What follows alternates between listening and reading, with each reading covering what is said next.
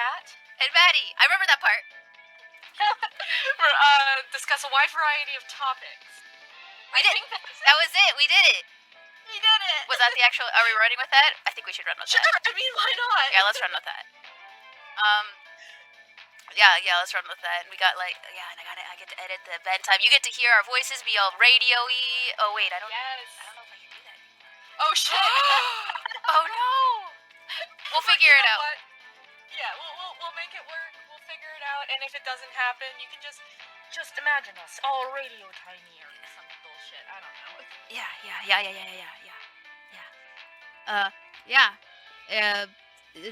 We're back. We're back. I think.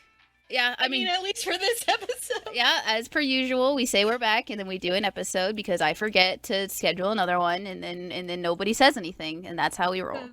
Because I'm an anxious being who doesn't want to bother somebody who actually has a life. Has a little podcast. Has a life is a stretch, I have a significant other. That's basically where you got me. You have a better job than I do. I do, but I haven't been doing it lately because of this global panchetto we're in. Yeah.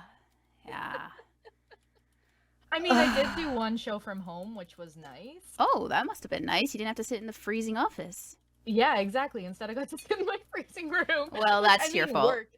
Yeah, no, I mean, I have a space heater and blankets at least when the cats don't steal them, of course. Of course. But yeah, no. Other than that, it's been an interesting 2 years. How's the Panini been treating you, Maddie? Just a mix.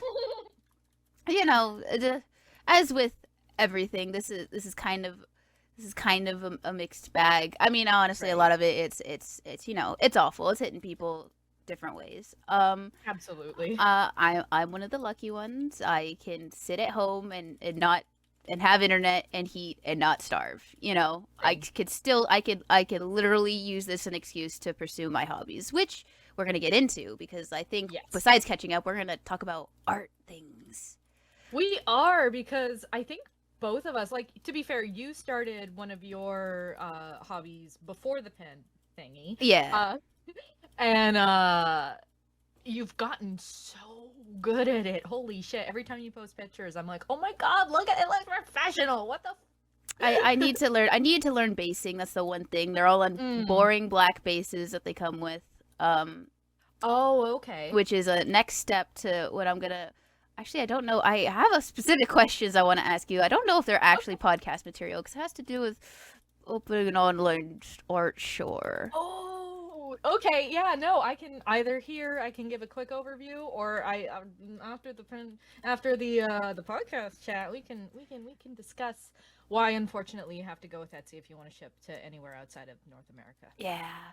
But anyway, yeah. Well, we're doing a quick catch up first. Quick catch up. Quick catch up. Catch up.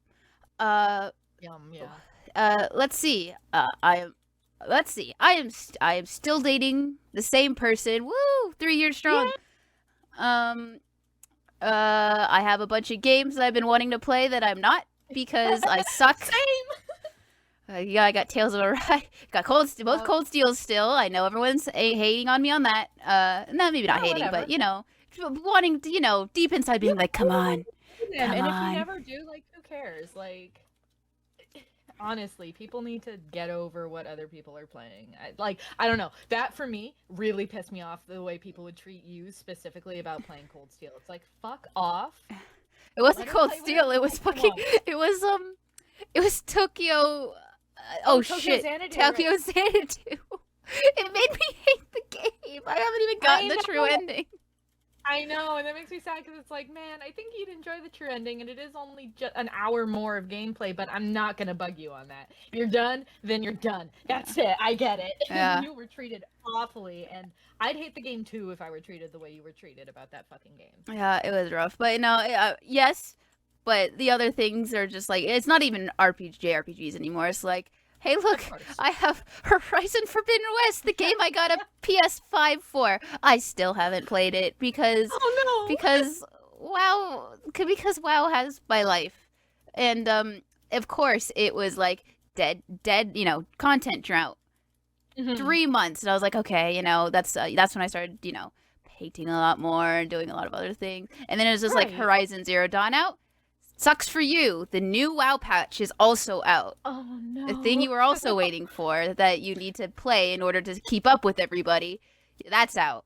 And I was like, oh, all right, okay. Well, Oh I no. look at Tales of Arise. I look at Horizon. I look at all the other games I have, and I go. I look at finishing Mass Effect, which I still have to do too, and I'm like, I'm so sorry, but um, yeah, okay, you guys are all on hold. I'll get there. For me, it's I'm gonna get Tales of Arise once I'm kind of through my current backlog, as in games I do actually plan to play in my backlog. Yeah. And I figure by then it'll be on sale. Um, I got Neo Twewi. I haven't touched it because at the same time I got the Great Ace Attorney, and I literally mean at the same time they came a day apart from each other. And I played that, and I've still only beaten half of that. And I'm like, and then Pokemon Arceus or Arceus, as everybody likes to say it. I don't like how that sounds, but whatever. Yeah. My opinion is shit. Who cares? um, I have one more area in that to figure out, and I'm enjoying it, but at the same time, open world games make me anxious. So I'm not like I was really into playing it for like a few days, and then I got a commission. And I'm like, it'll go on the back burner for a bit, and now I'm like, shit, I'm never gonna beat this, am I? Yeah. I I did not touch that game. I well, it's not well. One, I just like I don't know. Never the hype never hit me, and then That's two, fair. I've been doing other things, and then three, another part of my D&D group was playing it and was like talking Mm, about it a lot, and I was like, you know what? mm. I don't. This is fine. Yeah, no, I agree. Sometimes you hear people talk about it or hype something up, and you're just like, "Ugh, I don't wanna." Yeah. Like for me, that was SMT5. I had a bunch of people around me who had gotten early codes from Axis or Atlas or whatever, and they were like, "Oh, this game's great," blah blah blah blah blah. And I'm looking at it, and I'm like, the more I hear you talk about it, the less fun this looks. I'm sure it's a fine game. I've never been a fan of SMT Prime versus like SMT Persona. Yeah. Um so yeah, it was always going to be a bargain bin game for me personally, but now that I've watched people play, it's like now I know I won't like this game. Like I'm not going to I'm good because Yeah. I'm not going to like it. Yeah. Just I'm not gonna spend a bunch of money on something I won't like. Well, and the thing is like I know prices went up recently in America for new generation games Wait, to they like did? What the fuck? yeah, I think they went to like $70 or whatever Is that for why the US. Horizon For Collector's Edition was so expensive? yeah, probably. In Canada, it's been $70 for a while, but with the jump in price for US games, it jumped to 90 for us after taxes and shit like that.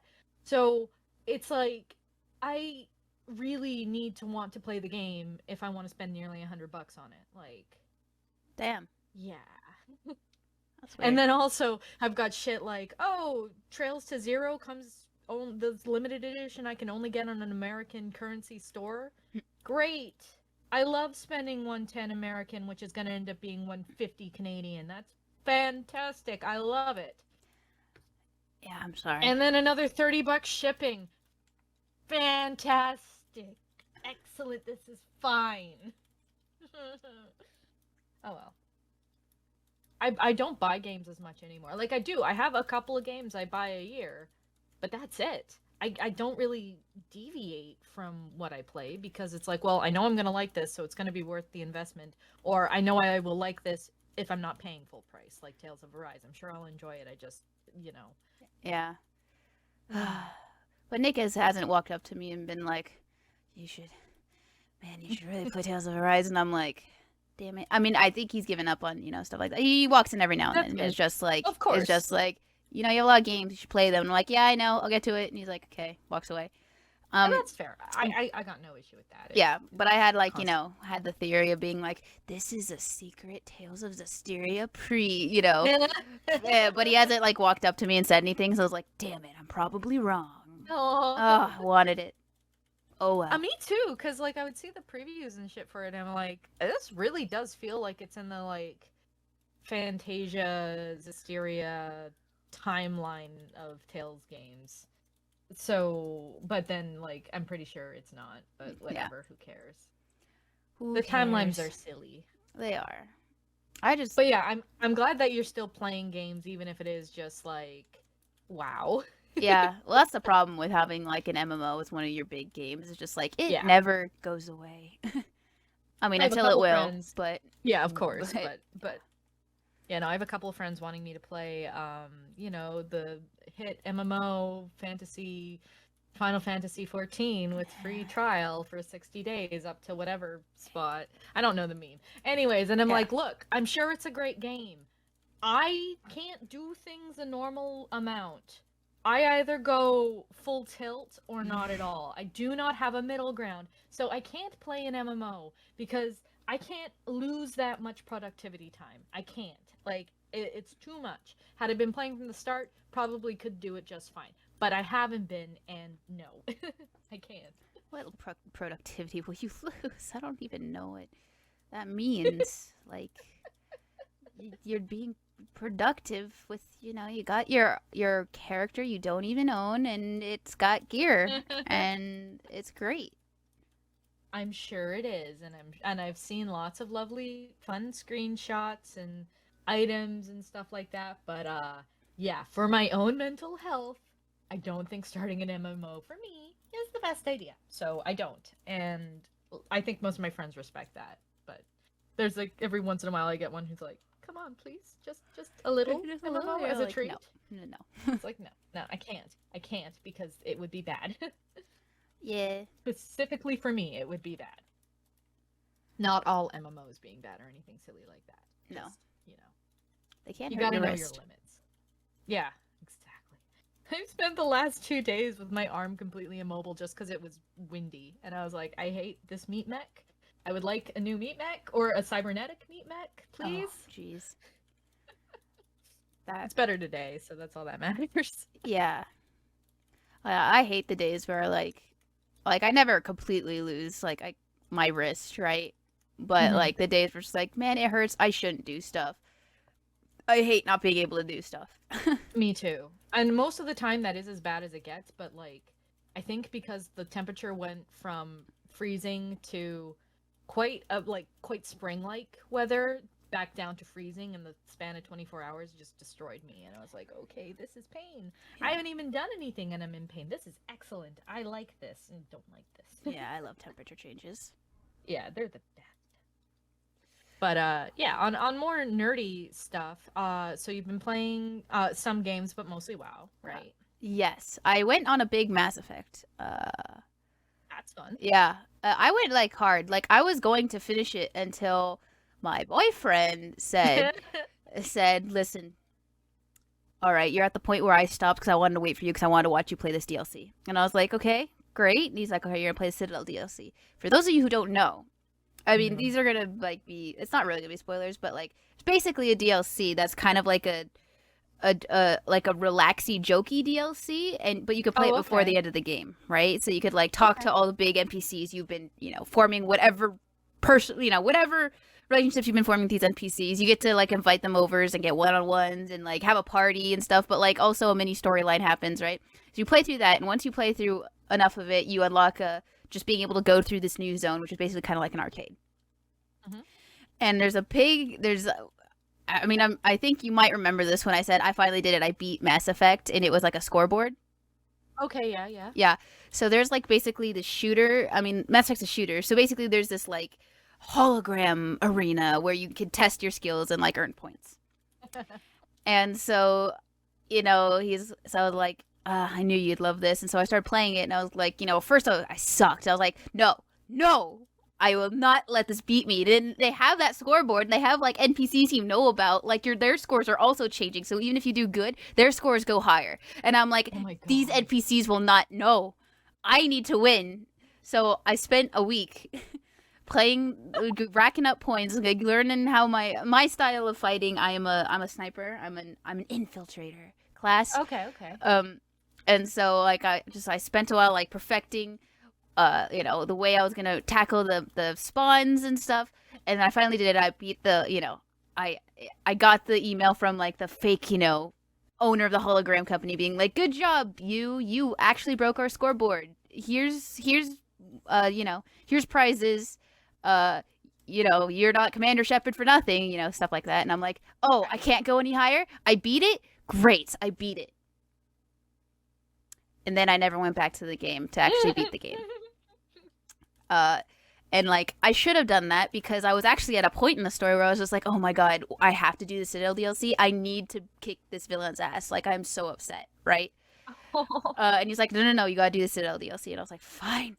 So like, so I did the Citadel DLC, and now I'm just like, all right, I did it. I've forgotten about my anger. You know what? The big bad can just be. We're fine. We're cool. Did it. So, Mass Effect, I should have finished that. But I did play a lot of it, because I played it fresh, 1 through 3, and I'm most way through 3. Nice. So, it's a lot. It was fun. Good game. Man, good game.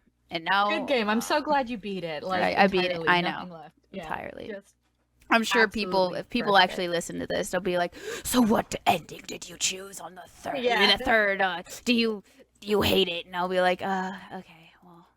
Well, and that's the other thing. Like, I do feel like when people know what the ending of something is, or if the ending of something isn't well handled, and they're just asking you, it's like, well, now you're ruining it for me because I may or may not have known that. Yeah. Oh, I know that there's something. I know. I figured you did. And I already know. Yeah. And I already know what it is because sometimes I'm like, this NPC, look him up, and it's just like in this ending, and I'm like, oh, whoops.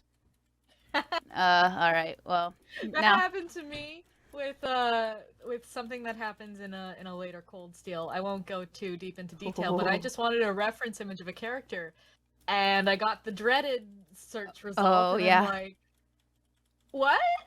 That can't be right. That's fake. And then it happened, and I was like, holy shit. Yeah. Okay. I don't know how I feel about this. Yeah.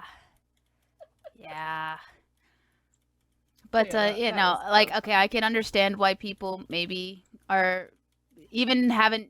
I know which way I'm going to choose just because this is how I've been aligning myself the entire time. So right. I know which one I'm probably going to choose. And then... and then to see, like, Mass Effect 4, Mass Effect 4... This reference image, this image is here. This is their teaser thing. It's implied that this ending is canon, and I'm like, well, that's not the ending I was gonna choose, motherfucker. It's just like I honestly hate when games do that. Like, have either the canon be ambiguous or don't have multiple endings. Well, that's why it's so like with Mass like. It's almost that game is built off of like your shepherd's choice, right? Exactly. It could branch so heavily. So like just that ending, I'm like, okay, well that's not the ending I'm going to choose, but I can understand why they'll do it because it's for certain reasons. But there's like other things that matter, like the fate of the Krogan, like right. If they're going to canonize that, like that's going to be messed for a lot of people. And right. It's and then the other thing of just like. Oh no, that's the TV show. But this is like kind of a similar tangent of just like, okay, Mass Effect TV show's coming out, and everyone's just like, fucking make it a prequel. Don't do Commander Shepard's story. You can't. The whole point of Commander Shepard is it's that person's playing choice. You can't canonize one way of Commander Shepard. There's a female Shepard and a male Shepard, for God's sakes. You can't canonize one. Like unless you're outright stating it that this is its own universe that is unaffected by other people's playing. Like this is a separate thing. You can't canonize shit. Like if you want multiple endings, you have to have the consequences of multiple endings. If you want your choices to actually matter, you have to have the consequences of your choices actually mattering. Like, it's really annoying in a game when it lets you pick a whole bunch of things, and then in the next game, none of that matters. Mm-hmm. And, like, I don't know how they, like, Mass Effect 1 through 3, right, came out in, like, different systems, right? Yep. But they still had the technology to carry over, like, I think... carry over your save file or something, or you're able to choose what you had picked. right? Yeah, I think that's what they did until they did like because they did an updated collection where you could play it all on one system, right? Yeah, that's the legend. That's what I played through, and you were able Yeah. to just literally take your save file that you had played and then just transfer it over. Yeah, I think you're right. I think it was like a questionnaire of like, how did you handle these situations? Which is great. Which then tells you what the situations actually mattered. But well, like, yeah, I think they probably had like a new game button, or they had like, yeah. I mean, the way the game's built, like you shouldn't. It's like impossible. They like almost advertise it of like, this is the second game. You shouldn't play it fresh. You know, you need to know the story of Mass Effect 1. Otherwise everything's not going to make sense. Yeah. But like, why, if that happened in 1 through 3, you know, why can't they do that for 4? Like, why are you canonizing something? All they had to do was say, which ending did you pick? Yeah. So I don't know. I mean, obviously, if you had to align yourself with X, Y, or Z, which one did you go with? Like, yeah. Oh, obviously the game's not out yet, so like we don't know. Maybe that's what they are doing, you know. And everyone's blowing this up. That's just it. We don't know. But yeah, that's just the point of you can't Mass Effect. You can't canonize one way, because then it validates like it. You know, it validates that one, you know, that some of those people are just like, oh my god, I picked everything like this. This is my world perfect. Oh, they you know, validation. But it invalidates like 90% of the people who played it and made this other choice. Like in that game, they don't have a true ending, right? Like they don't label it as such, because that's the only time where I think it is okay to canonize an ending, is if you've already called it like the true ending. Because then it's like, okay, these are experiences, but this is the actual ending. But they didn't do that, right? No, they didn't. There's like two endings. There's different endings, yeah. Yeah. So yeah, we'll see how it all goes. I know people are a little worried because the company itself has gone through like shuffling and stuff like that. But I hope it's good. I hope people get a game that they're excited about and that they have fun with. That's kind of the point I'm at in my life, where it's like, can't you guys just have fun? Can't you guys just have a good time, enjoy it? Fun. Can you not make choices that feel like they're deliberately made to piss people off? Yeah, exactly. I just want to have a good time, okay? Yeah. Okay. I just want to play my game. Glad.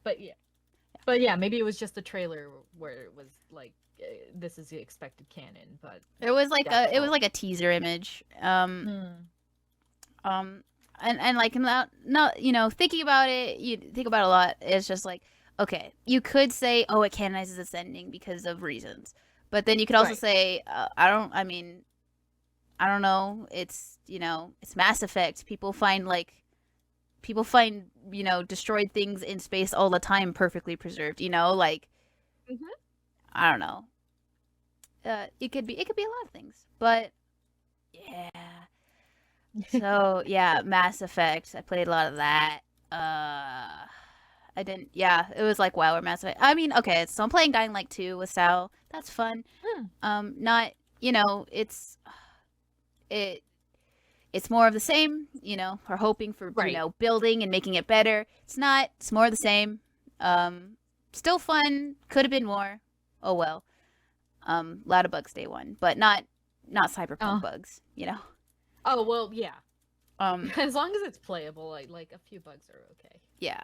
Let's see. Played Valheim a lot. Sunk a lot of time into that. That was good. That was fun. Valheim, good game. Good. I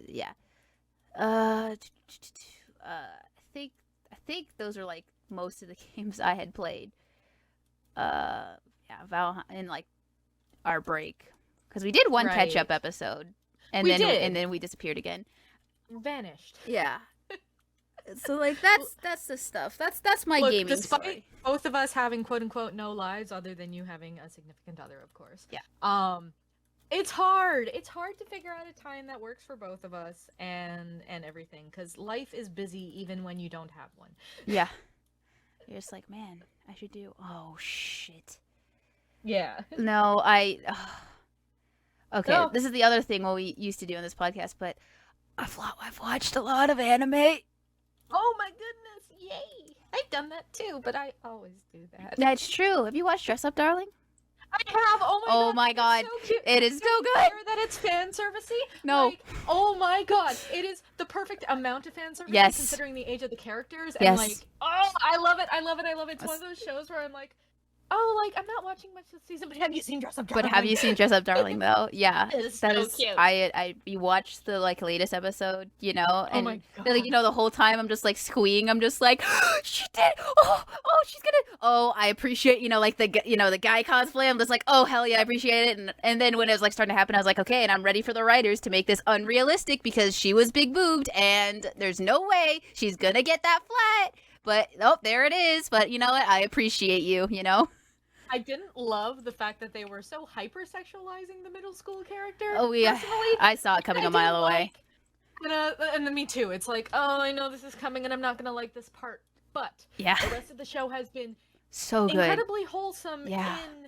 Even with those moments, like, oh my god, the episode where she's like, she goes to the thing in her pajamas, and she's like, oh, I'm not wearing a bra. He didn't notice. It's like, he noticed. Yeah, he noticed. Oh, but there was the other thing where she answered the door, and I was just, I saw it, and I was like, oh, yeah, you know, I could see, she's the type of person to not care, right? And I was like, I could see that. I would be kind of nervous, but then I looked at her, and I was like, wait, her eyes? And then she spun and she said, I forgot to wear my red contacts. And I was like, oh my god, she actually they like put that detail in. She wears colored contacts. And she's insecure enough about them where she cares more about those being in than wearing her bra. Yeah. And then she never put on a bra. The entire she just put on a hoodie. Yeah, she put on a hoodie. Yeah, when I saw that I was like, wow, the classic putting on a hoodie. Wow. Yeah. Wow. And I love how she's just sitting there like, oh my god, this is like a home date. And he's like, okay, let's watch this anime show for children. I was like so glad that they didn't do the like, I mean, the will they won't they is still there, right? But they didn't do the what are these feelings, right? Like the girl was just like, oh my god, you know, immediately. She's like, I love him. Yeah, and I was like, he's my baby. I love him. And she's like, and he's like, oh my god, a girl's talking to me. Yeah. Yeah, there's so much we could go about this, and like maybe when the season's over, right? We will go a deep dive on this anime. Absolutely, there is so much good stuff. Such a cute show. Yeah. Oh my god, I love it. Yeah. And then I don't know if you watch Giguk at all. Say it again. Giguk. The YouTuber. I've seen a couple of his videos. I don't watch it like regularly. Right. Neither do I. But you know, Sal brought it up, and you know how he does. He usually does like like in a nutshell, quick review of like each anime this season, how I feel about it. Like, you know, like 1 minute, go. Yeah. The very end, he's just like, all right, and because everyone's constantly talking to me, dress up, darling, you know, and you can't. I went into his accent by accident. I'm so sorry. He's like, okay, I'm gonna say, you know, best girl, right? And at this time, like 3 episodes are out, right? Right. He's like, okay, best girl, you know, you can't even deny it. She's like has that perfect, you know, basically what we were saying, right? Yeah. And then he says, no, it's not because she is just an animated version of my real life fiance. And then it's like a bunch of things, and it's like, no, that's an animated version of his real life fiance, and it's great. Oh my god. Yeah, it's awesome. Like maybe after I'll show you. It's like the last 2 minutes of that episode, and it's great. Oh my god. But yeah, it was so funny. And so I saw that first because I was like, you know, I thought this was gonna be bad because he, you know, does the testing of the animes, right?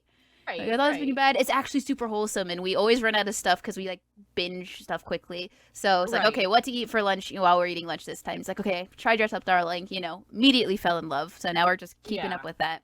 But he first introduced me to it with that video. Aww. Yeah, no, when I first watched it, I was like, this can go one of 2 ways. Oh, yeah. This can continue to be incredibly wholesome, or it can go to the, okay, we did the wholesome stick, now it's the will they, won't they for the rest of the season. Yeah. And yes, the will they, won't they, it's there because they're too shy to, like, discuss that aspect of their feelings, but it's not because Marin is so, like, confident that, no, I love this guy, and he'll eventually figure it out. Yeah, no. It's even diving into that aspect of her, you know, of like she appears. It's like this is like episode 1, right? He like, you know, he feels he's different from everyone else. No one wants to talk to him. He's fine with that. He thinks everybody is confident and knows what they're doing. He doesn't, right? And it really quickly dives into the fact that yes, she's popular, she's hot, you know, but she's into a nerdy thing that Yeah. not many other like women specifically are into because of the perviness of the games that she plays. That was great.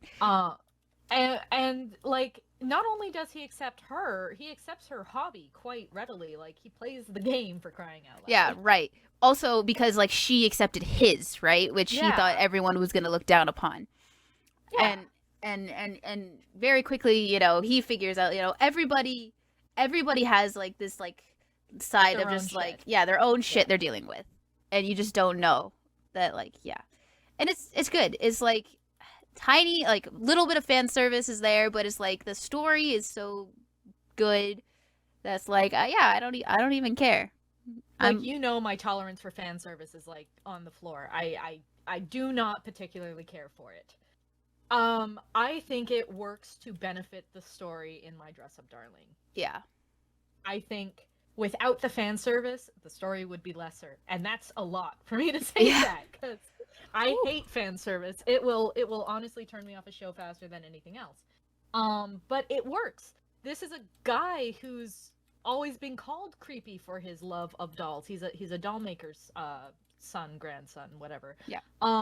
He's always kind of repressed his feelings for the things he likes, and he has a very clear aesthetic of what he likes and what he doesn't like and what he will call beautiful. And oh my god, that scene was good. Yeah, I agree. We around it because I was just, well, because it happened and I was like, and when she like freaked out, I turned to Sal and I was like, oh, that thing he said earlier where he can only do, oh, she remembered it, oh my god, you know, like her face at the end of it was so just beautiful, so good. And it just shows that, you know, she's not fake, right? She's actually listening, she's paying attention. This is who she is, this is how she'll act. This isn't like a facade, right? Which always pisses me off when like an anime pulls that. Right. And like, yes, there are occasions where there's lots of close-ups on her boobs and her butt. It's cosplay. He's gonna have to measure those parts of her body. That's part of it. Like, yeah, that's part of the story. That it's there and it is fan servicey, but they don't necessarily always sexualize Marin, right? Like, no. It is a fine line that they are treading, and one of the gags in the last episode that aired made me laugh so hard, where he's like, "Don't touch me." Yeah. Like, oh wow, I've never seen an anime acknowledge that particular aspect of teenage life. And it's great. It's great because like I get, you know, we technically we both watch anime in a different way, right? Because you watch alone and I actually don't anymore, right? I always have someone else, and it's always, you know, I have a man sitting next to me, right? So it's just like, it's really funny to be like, okay, I call stuff out, but then he'll call stuff out at certain things, right? So, and you know, the way he reacts, you know, so I was just like, oh no, my man is feeling this right now. And I was like, he is? He's like, oh yeah. And then when he runs away, he's like, yep, that's that. And I was like, oh my god. You know, it's just like, it's interesting to get the dual commentary of both sides, you know? Yeah, and to be fair, I prefer watching certain shows with other people, specifically comedies. Yeah. If it's a serious show or a show that's gonna make me cry, fuck you, go away. Yeah, of course. I don't cry in front of people. I don't. I will cry. Oh my god. Okay, that's the other thing I watched that I don't know. I don't think we talked about, but I you know, we watched all of Fruits Basket. Oh, nice. And I still need to watch. Okay, it's fine, but like there is like one formula, right, that will like always get me crying. Oh no. Like very specific. I won't say it out loud because it might, you know, spoil things.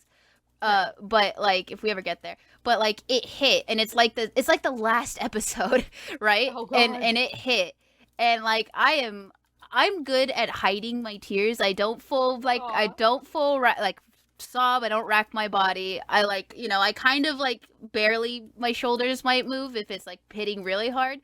But it's like the only way that it'll give me away is one, the tears, obviously, and and two, like I will like try to turn away from people, you know. I won't. I do that too. I won't be saying anything. You might hear a sniff or two, and it's just like you know, it's hitting really hard. And I see Sal like look at me, and I'm just like, fuck, he saw, and I don't want to deal with his reaction. It's just like I'm in a moment, you know.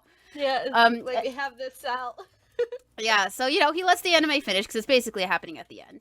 and like the credits are happening, you know, and I know I'm caught, so I start, you know, wiping my tears. And he looks at me and he's just like, "Never seen you cry that hard," and I'm just like, you know, it's a certain formula. It's just, it was so good. Get me, man. Yeah, and it's and he's like, he's being a little, he's being very like, you know, boyfriendy, just like, come here, and I'm just like, no, I don't need it. It might make it worse. Just, you know, I appreciate what you're doing right now. I really do, but this is like I need to sit here for a second. I need to absorb, you know. Yeah, but like he's only seen me cry really gotten me at the end of Fruit Basket, and he was like, whoa. Because he's shown me animes that he'll start sobbing in, because, you know, it's his formula, right? And he'll look at me and I'm like, you know, to see if I'm crying, and I didn't. I'm like, yeah, it's sad, but, you know, but that one got me, and he was surprised, and I was like, oh, sorry, it's just, you know, things so beautiful. Oh God. And it wasn't like, oh, it's so beautiful and crying. It was a sad thing was happening. So, yeah. But yeah, watch Fruit Basket, Dress Up Darling. Watching Ranking of Kings with him partially. He's mostly just, I'm popping in every now and then, and he's explaining stuff to me. 86. Yeah, I watched half of Ranking of Kings, and I'm enjoying it. I found marathoning it much more fun than, and I thought it was only a one core show. I didn't think it was a full 24 episodes. Oh yeah. So I watched it at the halfway point. I'm like, oh shit, there's more. Okay, I'll just wait. Yeah. I'll just wait the 4 months. We're good. 86 I watched an episode of, and I'm like, this could either go good or bad. I'll wait to hear what people's saying, and I've heard it's good. Yeah, that sounds like, oh my god, I love this show so much, and like they delayed it, right? Mm-hmm. And it's just coming back again, and yeah, he talks a lot about he talks a lot about why he is good. He's actually pretty good at like this sort of stuff. He will talk a lot about the certain reasons why he likes some things, and he'll explain, you know, story wise, he'll explain stuff. But yeah. 86, yeah, it's a style, pretty dark things are happening. Well, and that's the other reason why I didn't want to dive right into 86. I've been pretty unaffected by the pancetta, but I found my tolerance for sad media right now, it's pretty on the floor. Between that and also I work with a lot of older people, there's been a lot of death in the past 2 years. And I can't deal with it right now, so I'm like, I will watch 86 when I'm in a better headspace, I think. Yeah. Because that headspace sure as hell ain't now. Yeah, don't do that. Let's see. Finally watched all the way Ancient Magus Bride. Nice. There's a couple of OVAs out now. New ones. Which one? There's new OVAs out for Ancient Magus Bride. Right. We've watched the first one. I don't know if the second one's out yet. It's dropping. The 3-parter. Each episode's dropping with like a manga release, so it's like 3 months apart each. I gotcha. Yeah. Let's see. I'm trying. I mean, what the hell? I could literally just open my Crunchyroll right now. But yeah, like Crunchyroll. A lot of animes being watched. More than, because he'll make me watch. I watched a little bit of Vanitas. What, the case study of Vanitas? Oh yeah. I saw the first season of that. Yeah, we finished the first season too. And yeah, it's interesting. But then I like. It's very pretty. It is very pretty. Then I like look, because I thought the season's over, right? So I looked up the intro, and I think this is actually blanketed said at the beginning, and I didn't watch like the first 2 episodes. I jumped in, and then Sal explained to me what was happening, right? And the guy says, I'm pretty sure this isn't a spoiler, but I will say spoiler alert. But the Noel guy, the white-haired vampire, he's like, and this is the story of why I had to kill Vanitas. And I'm like, I found that out after I finished the season, right? And I'm like, wait, what? But no. This guy's eccentric, and he has his flaws, but like, damn, I'm rooting for this guy, and now I know he's gonna be dead by the end. Oh, come on! So that like really killed my desire to continue watching it. Gotcha. Okay, I think I stopped watching not for any other reason than it had a break, and while I enjoyed the first season, I just couldn't bring myself to continue. It was like Attack on Titan for me. I've watched the first 2 bits of Attack on Titan, And then it's like, I just can't bring myself I'm to just do not it feeling anymore. it. I'm sure Yeah. it's good. I've heard people love it. That's great. Good for them. I just can't bring myself to do it anymore. Yeah. Yeah. Let's not. Okay, fair. Yeah. Like, cause yeah, I'm the same. It's like I don't know. I'm so tired of people talking about it that I just Right. want it to And it's just like, actually fucking finish and yeah. then go away. Yeah, and it's just like I know what's happening, and I hate the direction it went, and people are like, "It's so good," and I'm like, "No, it's not. I hate it." Like, I mean, sure, maybe it's good for some people, and Sure. it's an interesting direction, and sure, but also, what? No, Why? yeah, yeah. Yeah, and that sums up my Based feelings on on the Attack on. clips I've seen and the polls I have seen and the anime awards I recently saw them You, post the results of, you it was mean they're like, just wait, like when they're just like best antagonist, and you're like, what? yeah, and I'm like, wait, why? What happened in Yeah, but I don't care enough to actually like yeah, find out what happened. yeah. I I hate don't it. care. I hate it. I could do Yeah. I could do like a 2 minute summary of what happened, but I'll do it maybe after if you care enough. Um, Yeah, no. I yeah, mean, I do vaguely know what happened, yeah, but it it's was just still like, yeah, I just, again, I've had to deal with so much death in the yeah, past 2 years. I can't deal with a show where the whole point of it, the entire fucking point of Attack on Titan is, oh wow, look at this character, look how great they're doing, and their life is wonderful, and they're just 2 days away from retirement. I can't do it anymore, anime. I cannot do it, at least yeah, not right now. yeah. Uh, yeah, it's a good point to bring up of just like, man, anime where it's just like the whole point is like death, destruction, Characters die. sadness, Yeah. it's just like that's not gonna fly as well as it could have. Attack on Titan's Mhm. locked in because it's Attack on Titan, it's been going forever. But Well, like, and the thing is, for that series, it works. They're in death-ish situations all the time. yeah, Again, I just cannot bring myself to care yeah, anymore. I can't. I'm sure it's good. I'm not saying it's bad. I'm just like, I'm over it. yeah. Yeah. Okay, this is open. Okay. Oh, he's watching Did, more did, anime now. Because did we you did share a you watch country. did you watch a little show called Odd Taxi? I did not watch a little show called Odd Taxi. Should I? Should I? You might enjoy it. It's it's a hard show to recommend because it is so strange. All the people are animals, which is Okay. weird because it's never like acknowledged. Um, but it's kind of like a murder mystery thriller, and I really enjoyed it. It has a really catchy intro. And saying any more would probably go into spoiler territory, but I really like Odd Taxi, and not many people watched it. And maybe give it an episode or two, and if you dig it, continue. And if you didn't, then you can stop. Gotcha. Yeah. Well, Because okay. yeah, I'm not sure if it's a show you both would Oh. enjoy, but it is an oddly fascinating show. Mm-hmm. Yeah. Speaking of oddly fascinating, okay, God Taxi, got it.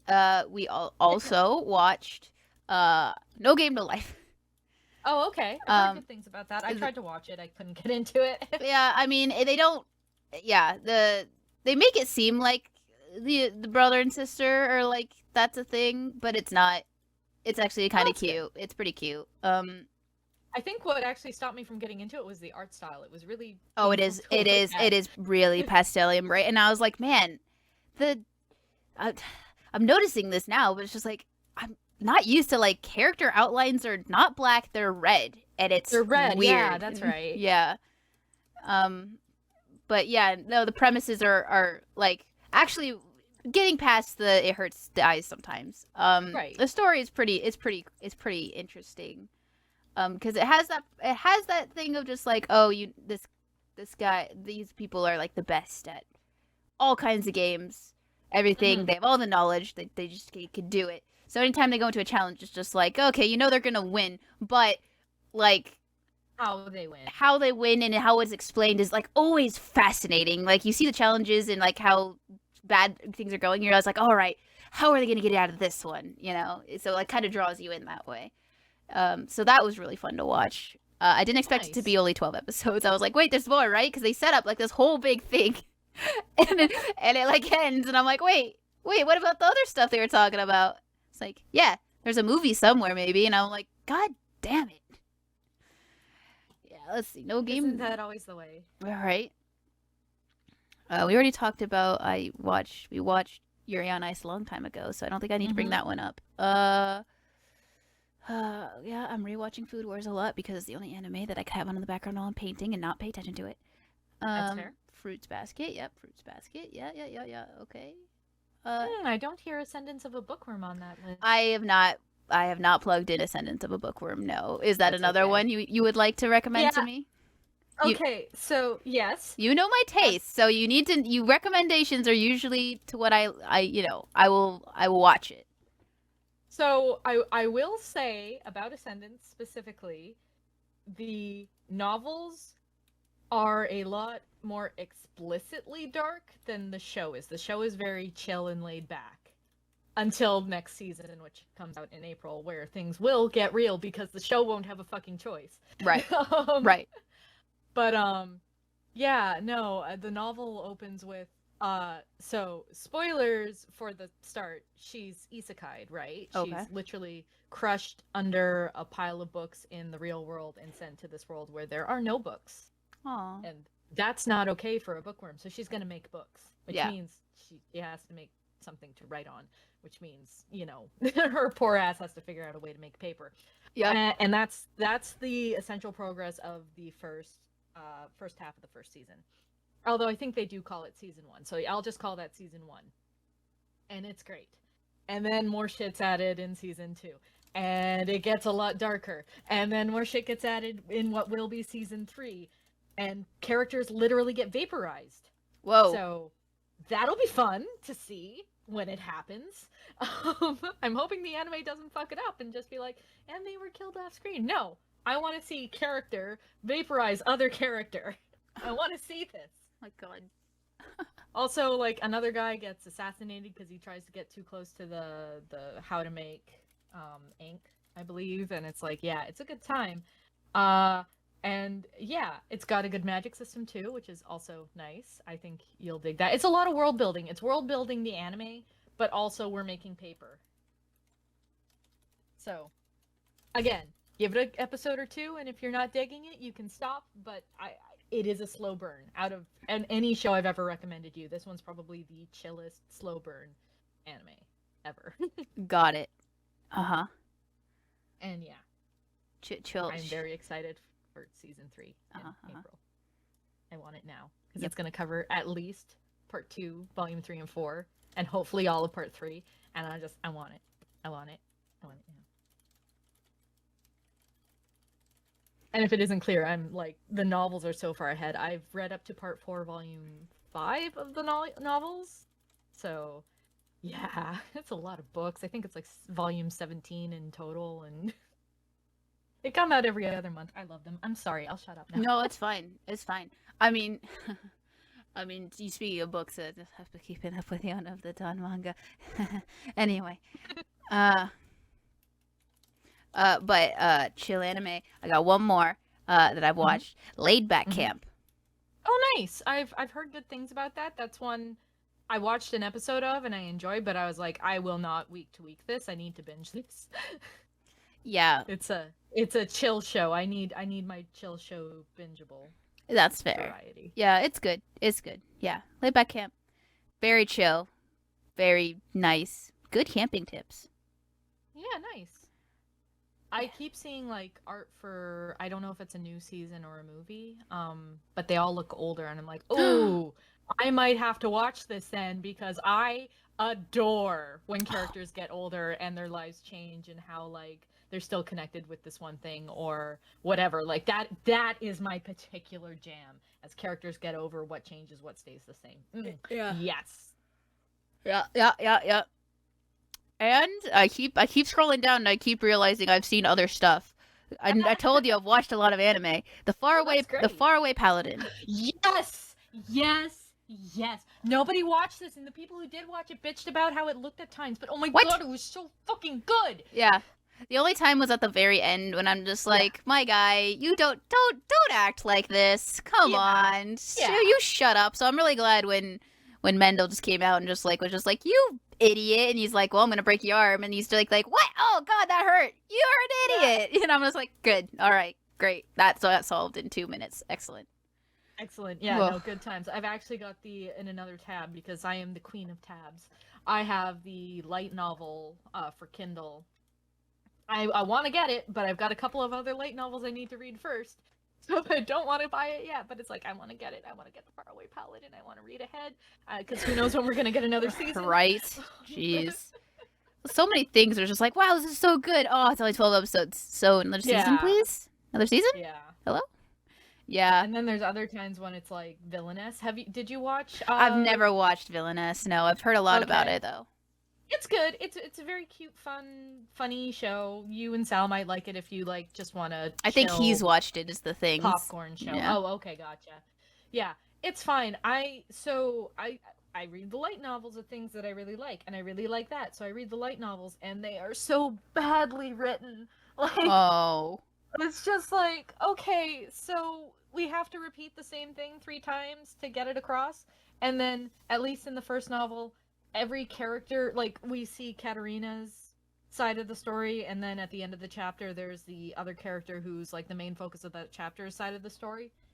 And it's like, okay, so now we're explaining things 6 times in the span of 1 chapter. Yep.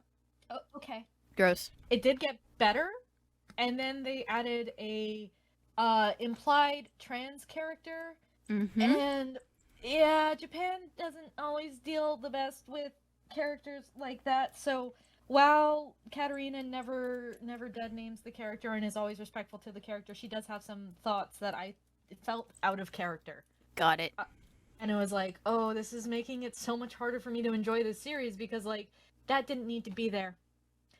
That didn't need to be there. You've lessened your own medium by adding that. Yeah. Okay, well, what can you do? Yeah. I I'm like, should I delve into the world of, like, oh, your show you like is, has a season, but it's, there's more, obviously. There's more out there, manga, light novels. Should I, you want to know? Well, you should buy this stuff. And I'm just like, I don't have fucking space. I can't. If I my Kindle. If I delve into manga and light novels, there will be no stop. It'll be bad. So it's just Let's see, 1, 2, 3, 4, 5 full bookcases of manga. Don't worry. And my light novels are all on my Kindle, which is very small, which is good. But yeah, it adds up pretty fucking fast. Yeah. So it's just like, the only time I've done it is Yona. Yes, just Yona. Yona mangas. Okay. Yeah, and the Snow White with the red hair one is also good. Okay. Well, yeah, that's like that's exactly my point. It's like Snow White with the red hair. I want to do Wotakoi. I want to. It's like. Okay, to be fair, I would get Wotakoi in manga, but it's $20. $20 for a manga is theft. I'm sorry. No, I refuse. I will not. You cannot make me. Same with Bookworm. I love Bookworm. It is one of my favorite shows, right up there with Natsume Yojimbo. But the manga is $22. I am not spending $22 on a manga when I can buy the light novel for 10. Yeah. Well, yeah, there you go. Oh my god. And we walked into like a bookstore, and it was if you just like the very light manga section, right? And I'm like, all right, what do they got? And it's just like, one episode of one manga volume of Wotakoi. I pick it up, and it's just like, well, it's really late. It's like volume 4, and I look and spoilers, I guess. I'm gonna say it now. Do you want me to not say it? Because it's just okay. So spoilers. On the very front, it's Ko. It's Ko. I think that's his name. The younger brother. It's the younger brother and the girl nerd that was super shy, holding hands. Oh my! And I'm like, oh, they're getting together. Oh my god! I just picked it up, and that was on the front, and I was like, I am so excited. I can't buy this because I need the other ones if I was to do that. Yeah, exactly. Yeah, but that was super exciting. Okay. Yeah, okay, also, here we go. I'm just going down. I don't know if you ever seen Love is Like a Cocktail. They're like 3-minute shorts. No, I don't think I've seen that one. I do watch a couple of like 3-minute shows, but it's really rare for me. Yeah. They're hard to remember week to week. Yeah, it's pretty cute. I could definitely see it's more of like a couple's watch. Sure. because it's called Love is Like a Cocktail. And Yeah. also they in their shorts, whatever drink they make that night, they give the recipe, and that's cool. And I'm an I like alcoholic. that. I'm not an alcoholic, but I do. It's fun to have drinks every now and then. Anyway, Of course. Restaurant to Another World. Yes. I, Yes. that was another one. That was good. That was a feel good show, and That everything was a always feel looked good show. delicious. And then when it ended, I was sad face. I was I sad do face. I do think it's funny though, because like I didn't realize. I think when I was watching the first season, but when I watched the last season, I'm like, isn't this the same artist who did some of the Kiseki artwork? And it is. Oh, So I was like, that's fun. that is I fun. see it now. Cool. That's great. Now let's go back to Suave making some beautiful food. Yeah. Like that is not a show to watch hungry. No, God, no. Don't do that to yourself. Oh my God, everything. I'm already thinking about like, just like it's like okay, the katsu bowl. I'm just like yes. Mm-hmm. Yeah. Everything always looks good, even if it's like something you don't think you like. Like just like it's drawn so perfectly. God, it looks so good. Glistening. It does kill me though. The like, oh, I can taste the meat juices, and I'm like, couldn't you like described it any other way? I love it when it's just like, oh, we're in Food Wars now. Are their clothes about to explode? I said that multiple times when they started going to like the umami is like. I was like, oh, I see. Yeah, all right. Like, and there's the peanut butter tentacles. Right? Yeah, good. Yeah, that was funny. Fun show, great show, chill show, love it. There was a plot line that I was hoping that would get resolved, and it didn't. Had to do with a half-elf hero, and I was like, damn. Maybe there'll be another season. You never know. It could be. I mean, they pretty much ended it. Yeah, they did, but they literally gave the key, and like, yeah, if there is another season, I'll be happy, but I'm not expecting it. I think it is over. Yeah, which is sad in its own way. And then we'll quickly get into the shows I didn't watch, but I heard the storylines of because Sal watched them and he likes to talk about stuff. Let's see. We got The Great Jahi. Okay, yeah. I heard about that. We got World's Finest Assassin gets reincarnated into aristocrat something. I watched a couple episodes of that, but it was getting too creepy for me. Okay, yeah. He liked, he's a fan of, I could see the creepiness because when he talked about like, no, this happens and this happens and this girl, and I'm just like, and he's like, this is kind of weird because this is a 50-year-old dude in a body and he's like looking at young girls and it's kind of weird. And I'm like, yeah, that's kind of weird. He's like, yeah, but he fights so interestingly, which if you take our D&D background into account, he likes watching that because he doesn't like the boring, he likes the interesting moves, right? And that's fair. And to be fair, like, what I did watch, I enjoyed. It was just the fact that, like, his dad was, like, making him pose as he tests his muscles, and I'm like, I don't like this. He's a child. I don't like this. No, I'm good. No, thank you. Yeah. And apparently it does get more and more pervy as it goes along. And again, my toleration for fan service is on the fucking floor for everything except for my dress-up darling. Yeah. I do, kind of on that tangent, though, of a 50-year-old man being in a kid's body. So the interesting thing about Bookworm, I know I'm going back to Bookworm. I said I'd stop. I lied. Yeah. I'm a liar.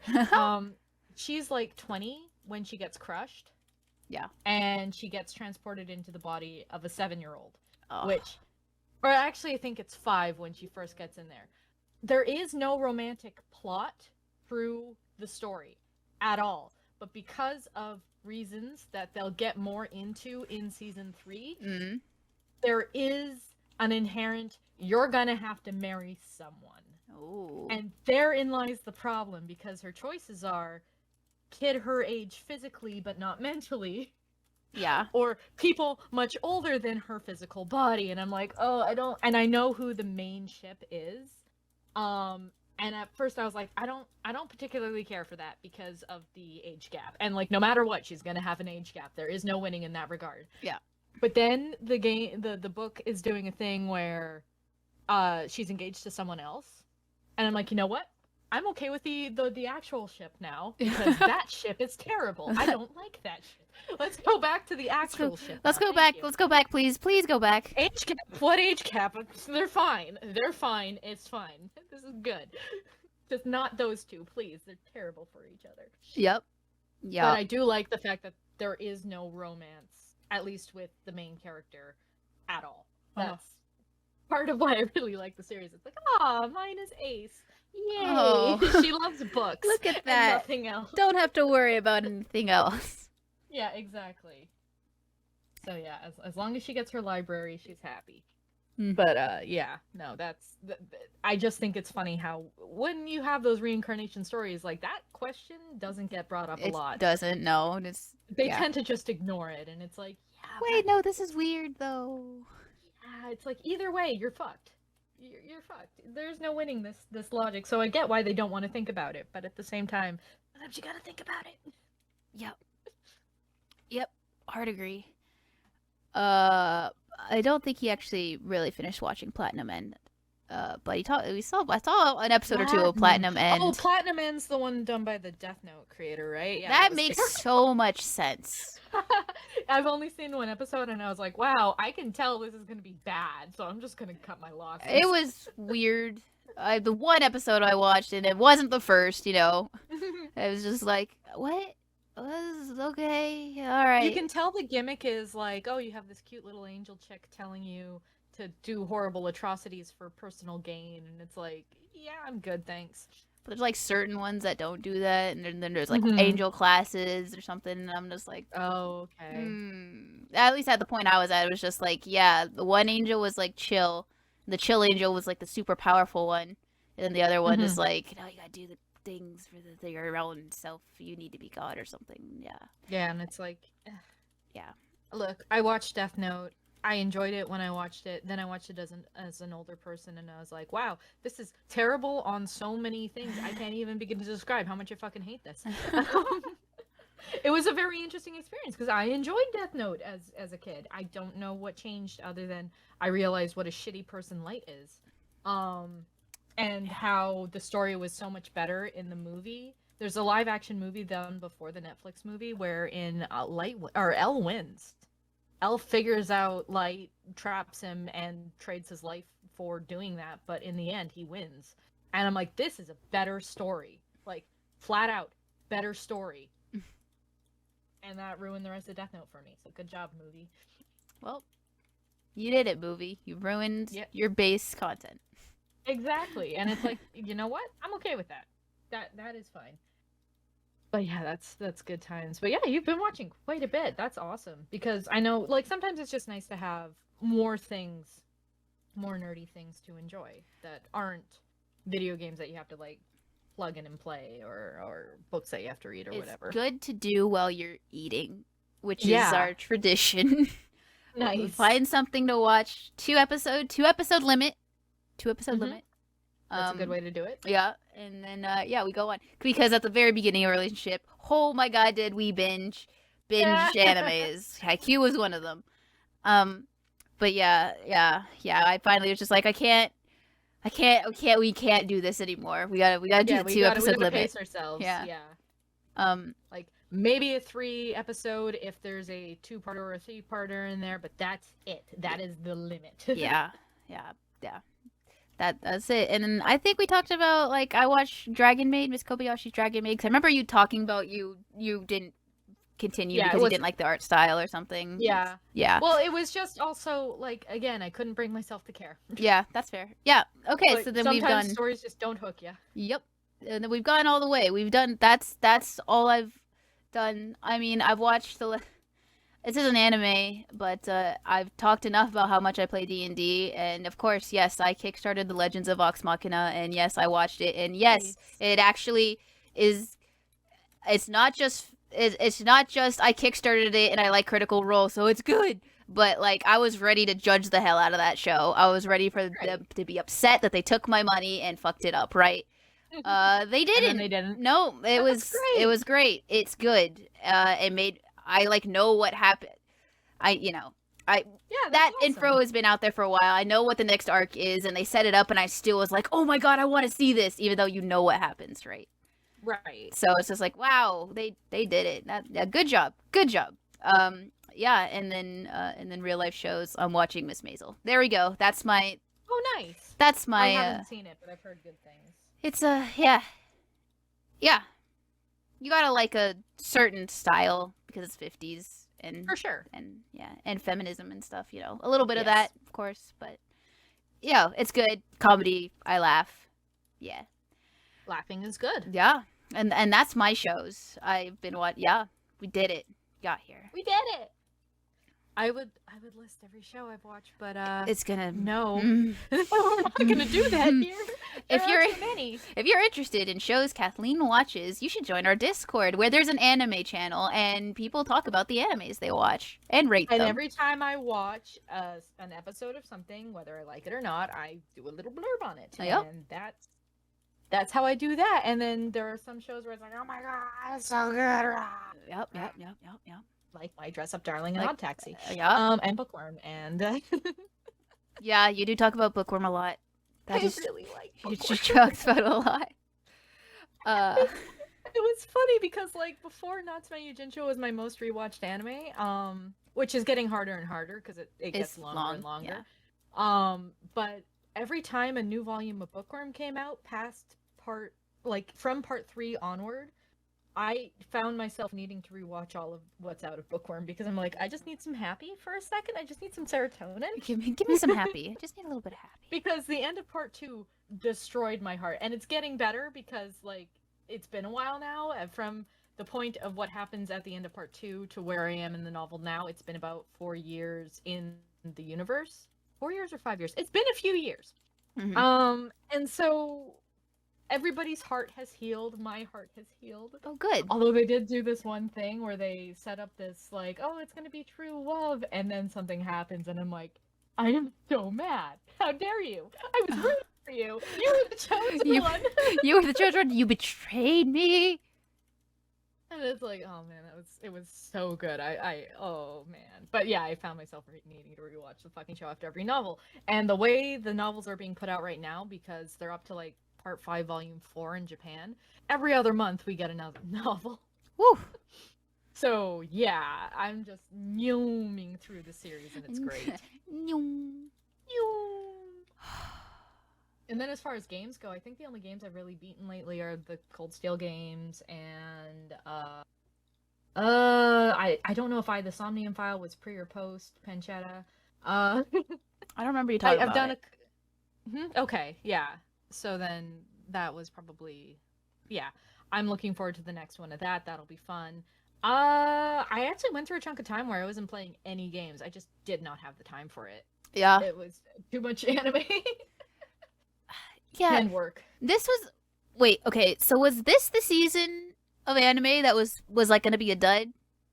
Yeah, Like, I think so. okay. It's a dud for me at least. So Dress Up Darling. Hell yeah. Yes. Our Yeah. one Dress savior. Up Darling, and I'm also watching Niwano and Sasaki or something like that. It's a cute little slice of life show about 2 boys figuring out their sexuality, and it's really cute. Oh. And what's it called? Sasaki and Miyano. I was just looking at Funimation. And Ah. now that Funimation is pulling all their shit onto Crunchyroll, I'm hoping that goes onto Crunchyroll soon because I've canceled my Funimation subscription. So Yeah. come on. So far, what Move I've your shit. seen on Crunchyroll, that's just like just got the Crunchyroll. It's all dubs, and that makes me scared. Yeah, no. I know that they're going to be porting over all their sub stuff, but yeah, I agree. I'm the same way. Because Funimation has outright said, we're not a thing anymore. We're Crunchyroll now. Great. Like, Didn't need to be a so- thing. yeah, it's like great, excellent. Just port it all over, please. Please. All of it, subs included. Rawr. Rawr. But yeah, no, this season, those are the only 2 shows I'm watching. I've seen a couple of episodes of In the Land of Leodale, but it's fine. It's wholesome isekai fall into 2 categories. Good, like Bookworm, or Mhm. boring, like In the Land of Leodale, because she's so overpowered, and like mine is overpowered in her own way too, but also she collapses at the drop of a hat. So like, yes, she is strong, but at the same time, she's nearly died many times. So yeah, I don't know. It's finding that, and I will get back into Ranking of King when the season's over. Yeah. but we're not quite there yet. And then, yeah, looking at the other titles, nothing really for me specifically. I'm sure there are other good, like, I know a lot of people are into Demon Slayer. I watched the first season. Oh my god, I forgot about that. And I enjoyed it, but then I watched the movie, and my hatred for that movie cannot be described adequately before I have to go pick up Colin, so we're not gonna do that. But the movie I felt could be done better as a series, and then the first part of season 2 is the movie.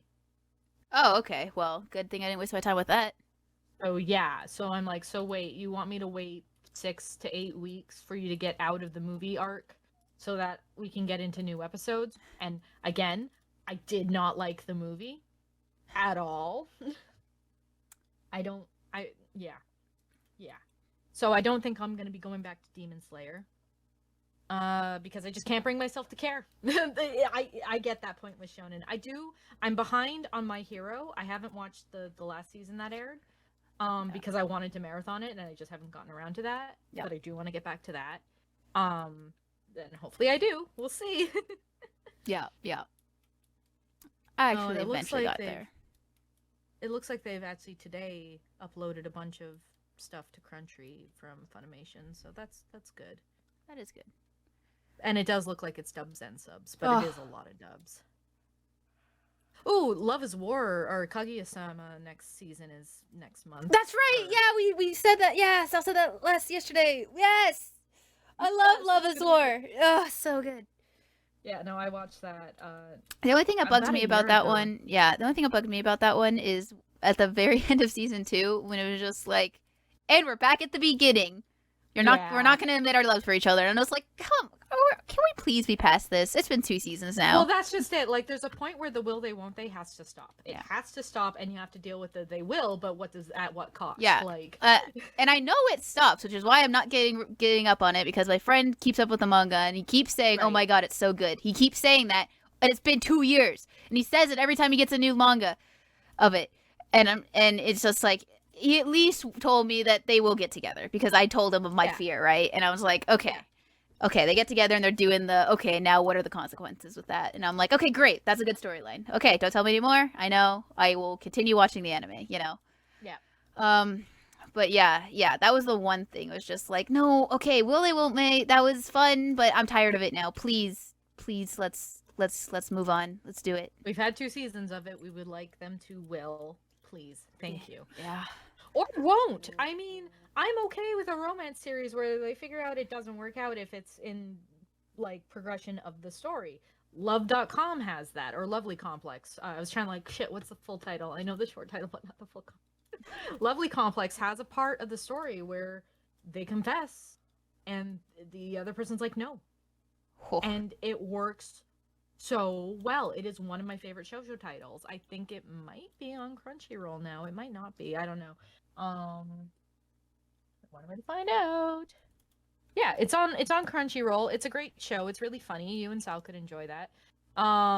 If you wanted. If you don't, that's fine too. But yeah, it's like, make a choice. I don't care what the choice is. Make it and deal with the consequences of it. That's what I want. Yep. But otherwise, man, looking forward to that. That's a show that'll be fun. Yeah. I think next season's going to be really busy for me.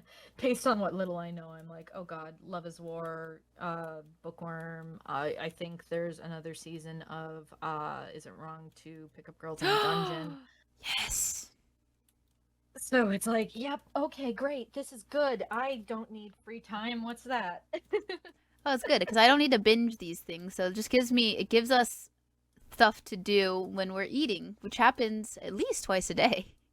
Yeah, that's the thing. Like, I'm usually, because I watch anime, my screen, I either have it on while I'm working on something, or I've been trying to do it when I felt, but then I poke myself and I hurt myself. And I can't do it anymore. The problem with anime is you need to read the screen. I mean, unless you're fluent in Japanese, which, And I'm not there yet. We're working on it, but we ain't there yet. Yeah. And it'll probably be a while before we are there, so gotta read the subtitles or listen to the dub, which dubs have been getting better and better. But I still prefer listening to things in the original language they were intended to be in first. Yeah. Because it just feels more natural, yeah. Yeah. So that's not me saying dabs are shit and subs for life. No, like time and place.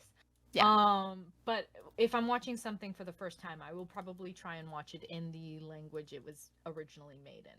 Yeah. Whatever that language may be. Just reminds me of how I hated in Vinland Saga how they did the whole thing of like the English and the Danish.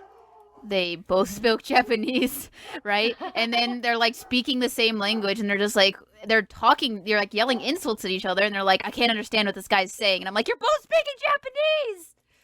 This Yuri sucks. on Ice does that too, where it's like, okay, so if you didn't realize that Yuri and Victor are speaking in English in these one scenes, but then Yuri is speaking Japanese in these other things, and Victor's are speaking Russian in those other things, it's like, Yeah. if you had just had each language be accurately represented by whatever language they were speaking at the time, this would make a lot more sense. Yeah, like subtitles already are a thing. Like, just find a voice actor that, you know, does the thing.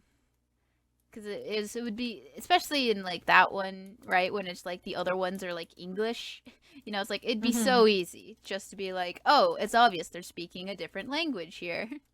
Yeah. Oh well, that's getting to a different topic though. For sure.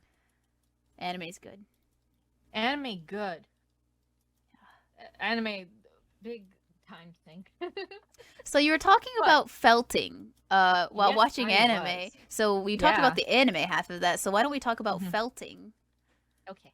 So, at the beginning of the pancetta, a friend of mine, Clouded Poetry on Twitter, she decided that she wanted to pick up cross stitch. I don't know what the inspiration for picking up cross stitch was for her, but she was doing it and I'm like, that's really cool. I think that's neat. Maybe I can try cross stitching too. And then I looked into it and I'm like, that's a lot of counting. And I don't know what my aversion to counting is, but like something goes awry in my brain and I lose track or I get distracted and then I'm frustrated and it's a bad time. So I avoid it at all costs. Keep in mind, my job is accounting adjacent, so that's fun. Oh yeah. But yeah, no, brains are weird is essentially what I'm getting at. But I'm like, so yeah, cross stitch probably not for me. I don't do pixel art. I don't do so like it'd be learning a whole new set of skills, which is good to push yourself, but not for me. A couple months later, I saw this vid of a Japanese felter making a little character from Sleepy Princess at Demon Castle, which is another cute show that if it comes to Crunchyroll, and you should give a watch because I think you'd find it funny. And it looked so cool, and it was just like literally take a ball of fluff, take a needle, poke the fluff. Eventually, the fluff is no longer fluff, but is a hard ball, and then it looks like things. And I'm like, I could do that. I just need a cheap Etsy or not Etsy, Amazon kit to try. So I got a little pack with a bunch of colors from Amazon, and I made a whole bunch of shit, mostly Pokemon because the shapes are simplistic and easy to do. Yep. And some were good, some were not good. But I learned with every single one, and I started liking it more and more and getting better and better and better, and poking myself more and more and more. Yep. But yeah, it was just like I've always liked sculpture, but I don't like how messy clay is. I don't like how toxic resin is.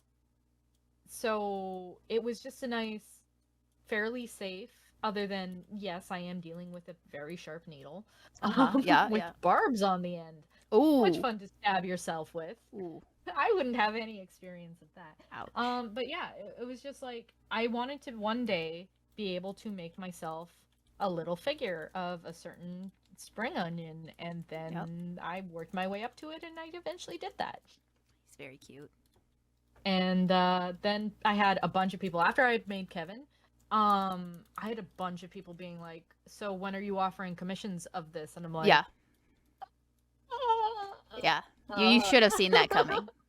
I did, but at the same time, I'm like, oh, but then I have to deal with mailing and like, am I gonna collect the money for that? Because the thing with digital commissions is that like It's just a little you declare and it's fine. But physical things, you do have to worry about things like taxes and shipping, and if I'm shipping overseas, I got to worry about the VAT, which is stupid. Don't even get me started on having to follow the tax laws of another country. I do not particularly appreciate that, UK and EU. But yeah, so I didn't expect anyone to actually commission me because I don't know if you've seen my commission sheet for felting, Not but for felting, no. the prices aren't expensive, but they aren't cheap either. Yeah. Like what is my price? Let me just pull it up real fast. So for a simple thing that's only a couple of colors, it starts at 100 CAD. Oh my god. Yeah.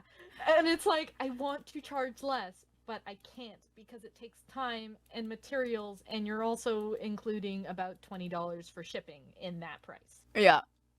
So for Chibi, the starting price is 220 CAD. And I never expected anyone to do that. And someone did? Yeah. Yeah. Like I said, like I said, well, not to in certain circles, like I said, if the art, people will go crazy over being able to have a thing created for them, for their OC, for the character they love, something that's unique, like that's why figures work, because people want the tangible. This I love this thing. Now I have the thing. I'm not just limited to Kiseki characters. Making them felt. I can make a felt of anything I can figure out the shape of. Exactly. Yeah. And I'm planning on doing some of my own OCs in felt eventually, which will also be nice because they're a lot more simple than Kiseki characters. What? You don't want to do more belts? No, I don't want to do more belts. Okay, let's see. Kevin, how many belts do you have? If you count the arm belts that are like up at the shoulder, not at the wrist. 1, 2, 3, 4, 5, 6, 7, 8, 9, 10. Yeah, 10 belts. Too many belts. And a little Growlsritter badge because I'm crazy. You are crazy, yeah. I also did the butt part. Like, you can't see it because he's on a cushion, but it's all detailed. If you lift him up from the cushion, why do you do that? Well, to yourself? I didn't expect him to have a cushion at first, right? I was expecting him just to sit on the ground. Okay. So then I made a cushion. And it's like, well, I'm not going to stitch you to the cushion. You're just going to sit on the cushion. But yeah, I have always been interested in sculpture, and this was just a really good way for me to be like, I can do this. It's non-toxic. I don't have to deal with the mess of clay, and the materials are pretty cheap.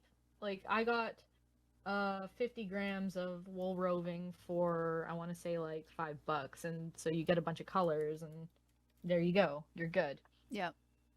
Plus, it lasts so long. Like, I cannot get over the fact that I use so much green for Kevin's hair, and I still have a shit ton of that green. I barely made a dent in it. That's good. Running out of material, yeah. Like, stuff like, I never went to art school, so, like, I don't actually know. But, like, you think that, like, for things like clay, you have to worry about, like, okay, running out of all this stuff, you accidentally waste it for like a thing, it dries. I can imagine the idea of making something out of a fragile material like clay and then shipping it out. Be terrifying. That idea terrifies me. Felt, wool, pretty fucking sturdy. Like, I poke that shit till it's hard. So yeah. It like, I don't worry about my things getting damaged on the way. But I'd be terrified if I were doing something more fragile. Because the post office is not kind to things. Yeah. Especially lately. Which is... It's not their fault, they're busy. Which is what I'm worried about if I ever do what I wanted to. Yeah, I would say if you ever plan to go that route, anytime you get a package that comes with like paper or bubble wrap, just tuck it away. I already have. I got some bubble wrap, and I was like, I'm just gonna save this. Yeah, that's what I do.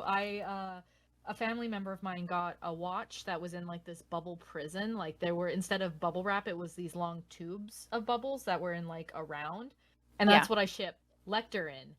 And it was like, I was not worried about that felt at all because I was like, no, he's in a bubble prison. He's going to be fine. He'll be okay. And then I think yesterday I got confirmation that he arrived and that he's fine and he's standing. And I'm like, yay. Oh, I'm God. so glad. But yeah, no, people will go nuts for making something custom. And while I know next time I'm going to need to charge more if there's armature, I've now added a little tab on my commission sheet for like, do you need armature for posing and standing felts? It will cost you this much extra. I Oh, am sorry that the this much extra is so much, but it's terrifying working with armature because I yeah. keep poking it and worrying I'm going to snap my needle. Is it like what's the word? It's like things to keep your felt in a certain position.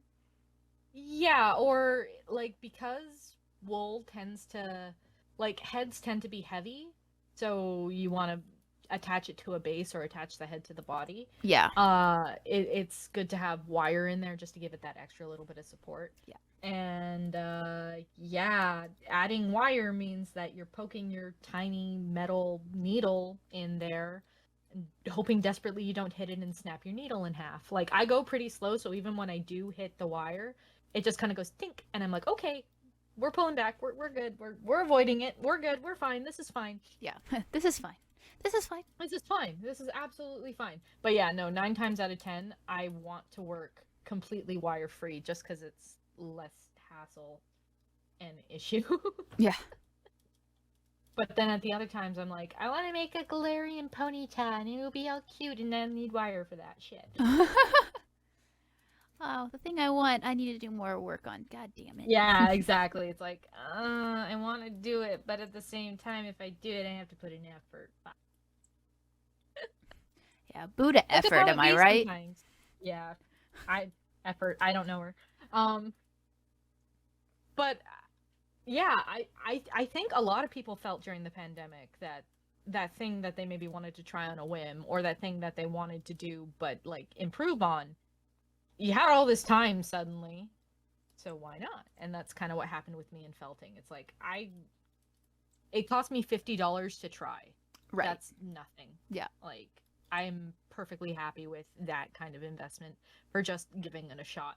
And while I have spent quite a bit more money since, um, uh, partially not my fault. A friend of mine also tried to felt, and they did the same thing I did and bought the kit, and then they wanted to do like a rather big project, so they bought a lot of wool roving from the same place I got my wool roving from, and they found they didn't really enjoy it as much as I was. So they're like, "Do you want to buy everything I got for a massive discount?" And then I did. Well, now you got more materials Yeah, exactly. on a discount. And they gave me a lot of purples because I didn't have a lot of purples in my collection, so that was nice because I needed that for Lecter. And yeah, no, I've just been slowly getting more and more stuff over time, and you know those things you hang shoes in that you can put on a door? That's what I'm storing my wool in, Oh. and it's full. I'll send you a picture of it later. You'll be like, "Oh wow, that's not what that's for, Kat." I'm like, "Yeah, but it's working." Oh, it's working. Yeah. I mean, I'm using like I mean, I don't know because my dad created it first, but he's like, it's not a tackle box, but it's definitely like a hardware box. Yeah. For your painting. That still holds like a bunch of paints, which is full, by the way. Like they always fill up so fast. And like there's not. It's a one bedroom apartment. I don't have a hobby room. I'm just sitting on the couch with the paints on the L next to me because I got an L couch, right? Yeah. Like the bottles, and my brushes, like they're all clean, right? I obviously don't paint on the couch, but like I have like this whole L is being used to store all these paints, and I'm just like, yeah, people come over, I'm keeping the paints there, so sorry, you can't lay on the L. This is just how this is gonna work. That's just unfortunately how it be. Yeah. Until you either move out or move in general or whatever. Like that's how it is. Yeah. This is the amount of space we have. And that's my issue. It's like, shit, I have all this material and nowhere to put it. So then I saw I saw this other felter, a YouTuber actually, who was like, "This is how I store my wool," and I'm like, "Oh, look at hers, all organized and shit." I'm not gonna be organized, but I am gonna steal the system. Yeah. Someone's like, here's how I made my painting table on the cheaps, right? And I'm like, that's great. Mm-hmm. I'll steal this. The thing is you have room for a painting table. Yeah, yeah. It's like, ah, damn. Wish I Like had you know that. how I bitch about how I have no space on my desk because my tablet and my printer take up most of my desk. Yes. Well, I push the tablet just far out of the way and I get, let's see, what is this working space I have? I have a ruler right here and I can even do it in inches for you Americans. Oh, thank you. I have about 10 inches from depth-wise in order to work and like 20 width-wise. So that's the amount of space I have to work with. Nice. What I felt. Nice. I got maybe 10 widthwise. Oh my god. And five and like 6 to 8 height-wise. Because I'm on like a coffee table that like Right. lifts up. Oh, okay. Yeah, we have one of those. Yeah. So I use that, and I'm not like complaining really. It's more No. like it's enough space to paint. What I'm complaining about is lack of space to store materials. Yeah, no, that's the thing. Like you, I have enough space to felt. It's fine. I'm perfectly happy with how I've got that all set up. Yeah, no, storing materials, like, true story. Last night, I hear a crash come from my door at like 2 in the morning. I'm like, oh, what are the cats doing now? And I look, and it wasn't the cats. One of my bags of wool that I like Fallen. squish, I squish out all the air possible so that I can cram it in these little plastic things for shoes. Mhm. And I guess it had a little bit left, and it had inflated over time and had pushed off my safety glasses because which I only recently got because I was like, I'm going to one day snap a needle and it's gonna go flying. I had a needle go flying and it didn't hit me luckily, but it's Ooh. like I want to protect the peepers. So Yeah. so yeah, it inflated enough to first knock over the safety glasses and then fall out of the thing itself, which scared the cat, which made the crashing noise. Right. And I'm Right. like, oh Right. my god. I just want to hold the wool in here safely. Why you make it so hard? Yeah. And the only reasonable explanation is I need to felt more so that I use more wool so I have more space. It's obvious. Well, Like, good. There. Yeah. God, I don't want to see. I don't want my paints to run out. yeah. I'm Well, just. they're expensive, right? They're Like, $5 a bottle. yeah. But like, I It if I adds up. see it does. Like that container probably has. Let's see. Let me just do some quick calculations here. That's 9. So maybe like $800 worth of paints inside of it. Yeah, that tracks. Yeah, and like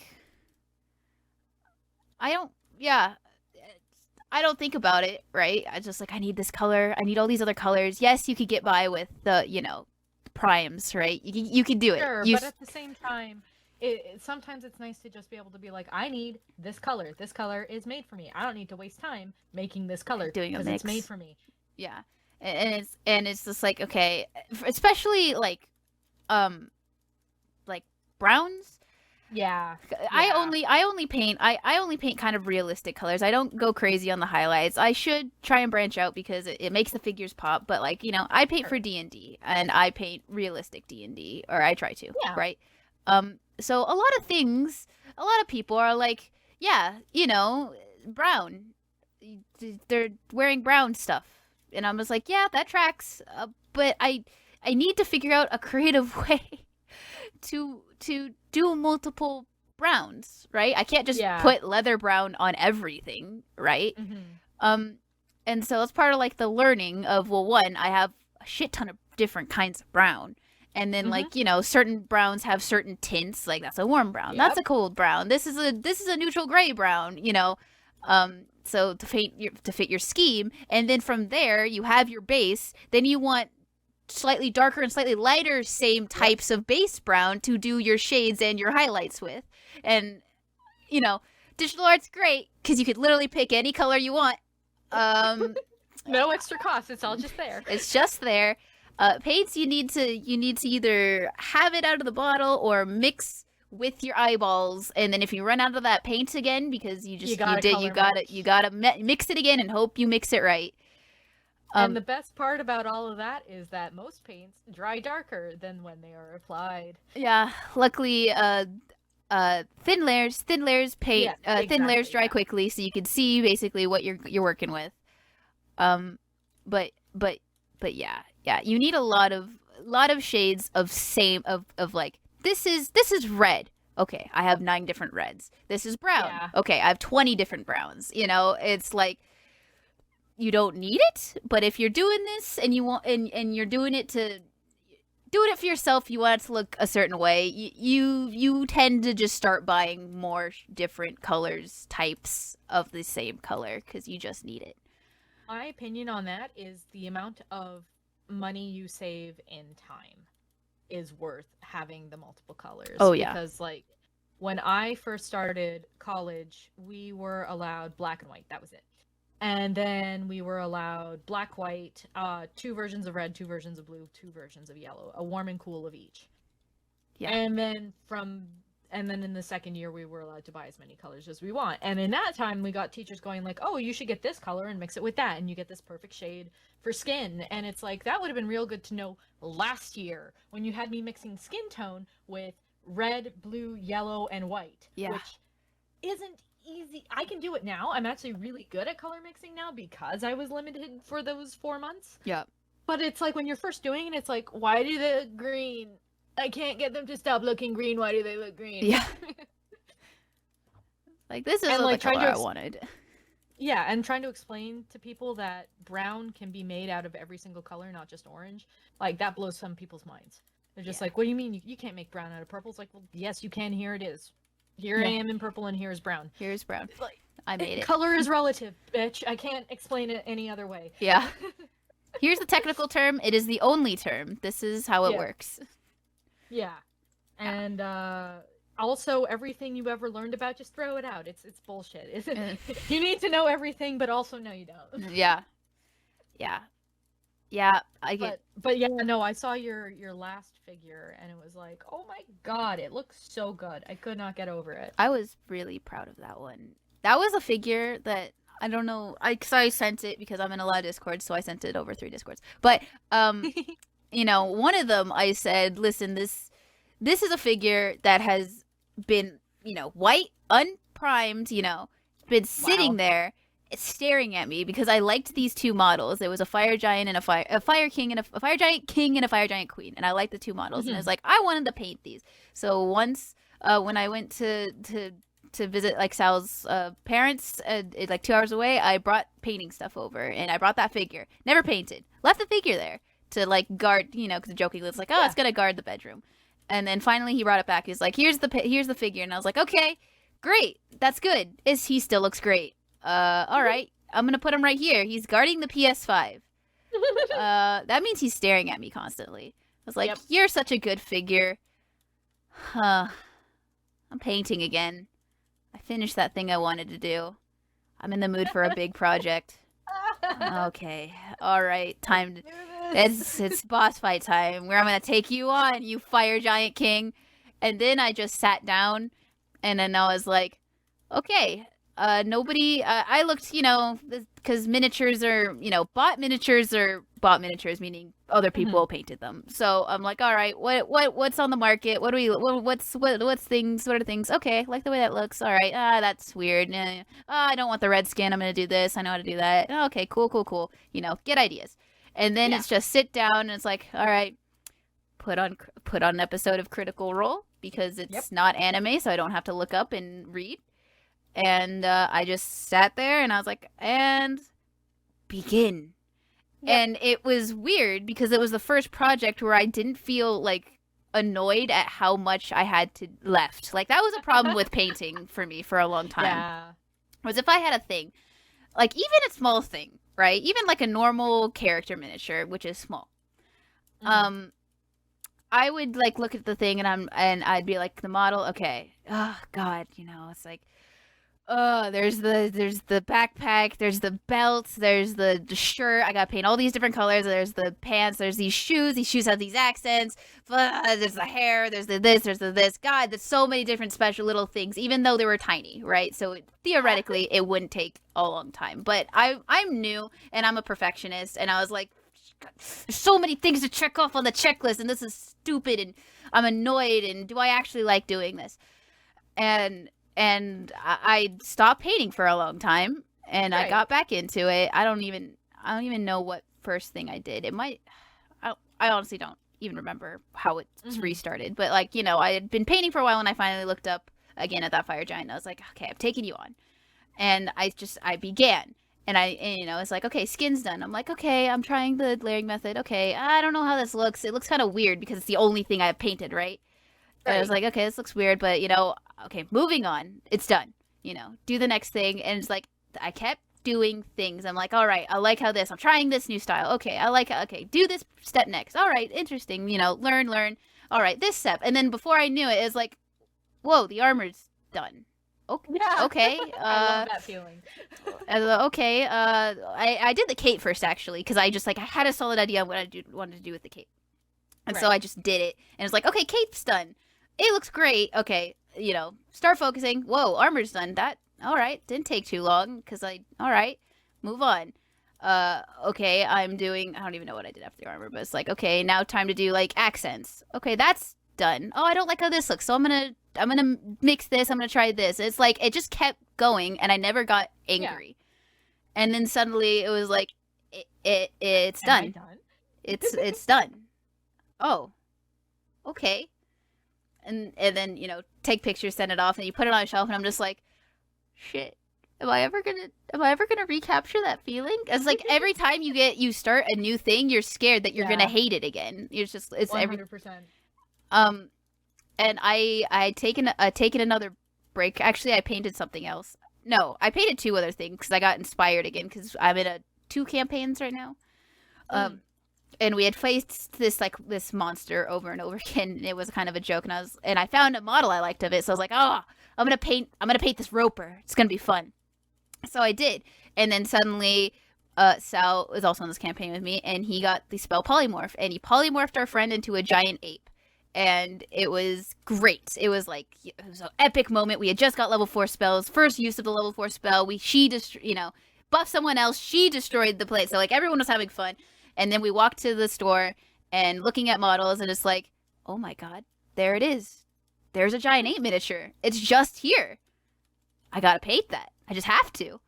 And so then I did, and I knew it was gonna be a fast paint because it's a giant ape. There's not a lot of color variation, and there's texture, so you can base, you could dry brush certain areas, and then you could use inks.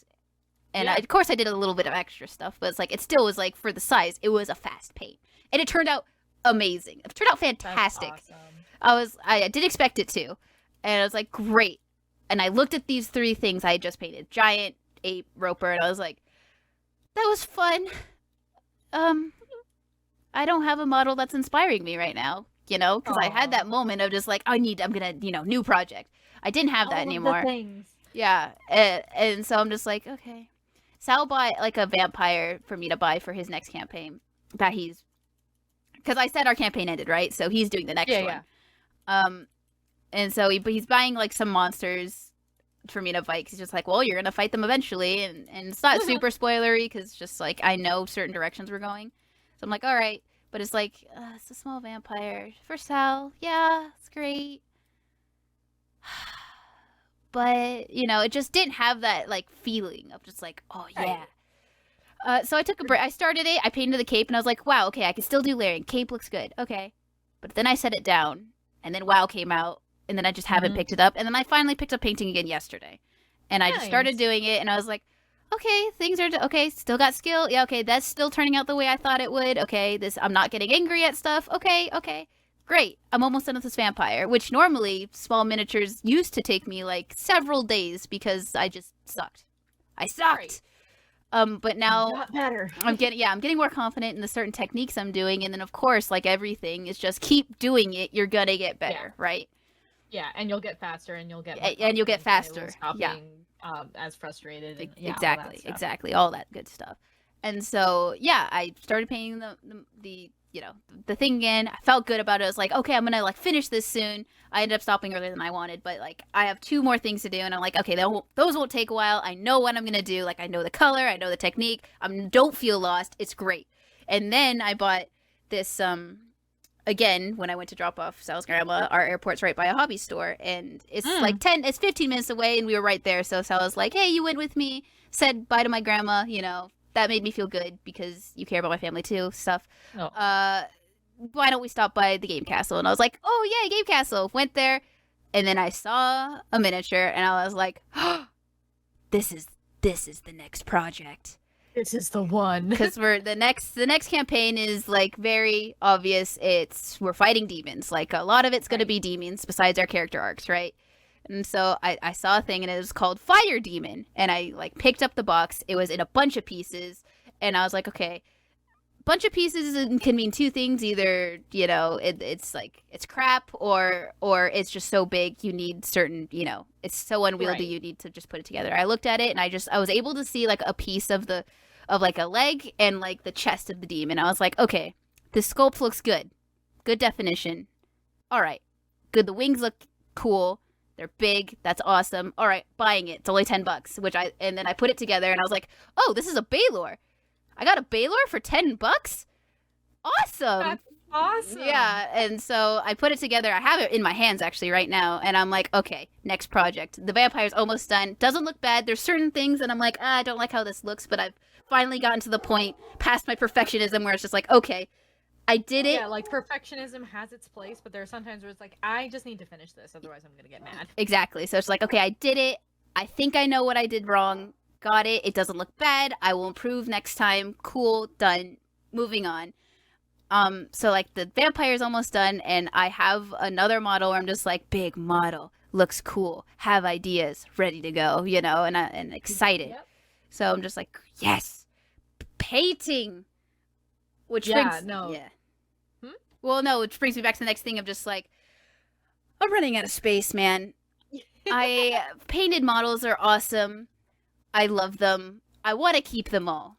But also, I could make money off of it. Yep. So, because I was going to ask a dangerous question, but it could be one where you actually have no interest in, therefore it's not a dangerous question. But if you ever got your hands on, let's say, a mini 3D printer that could print miniatures. Yeah. Honestly, we have a friend who actually does. And he's nice. like more than willing to let us borrow it. So that was the thing that Sal actually like specifically said yesterday of just like, hey, so like, here's an idea, commission.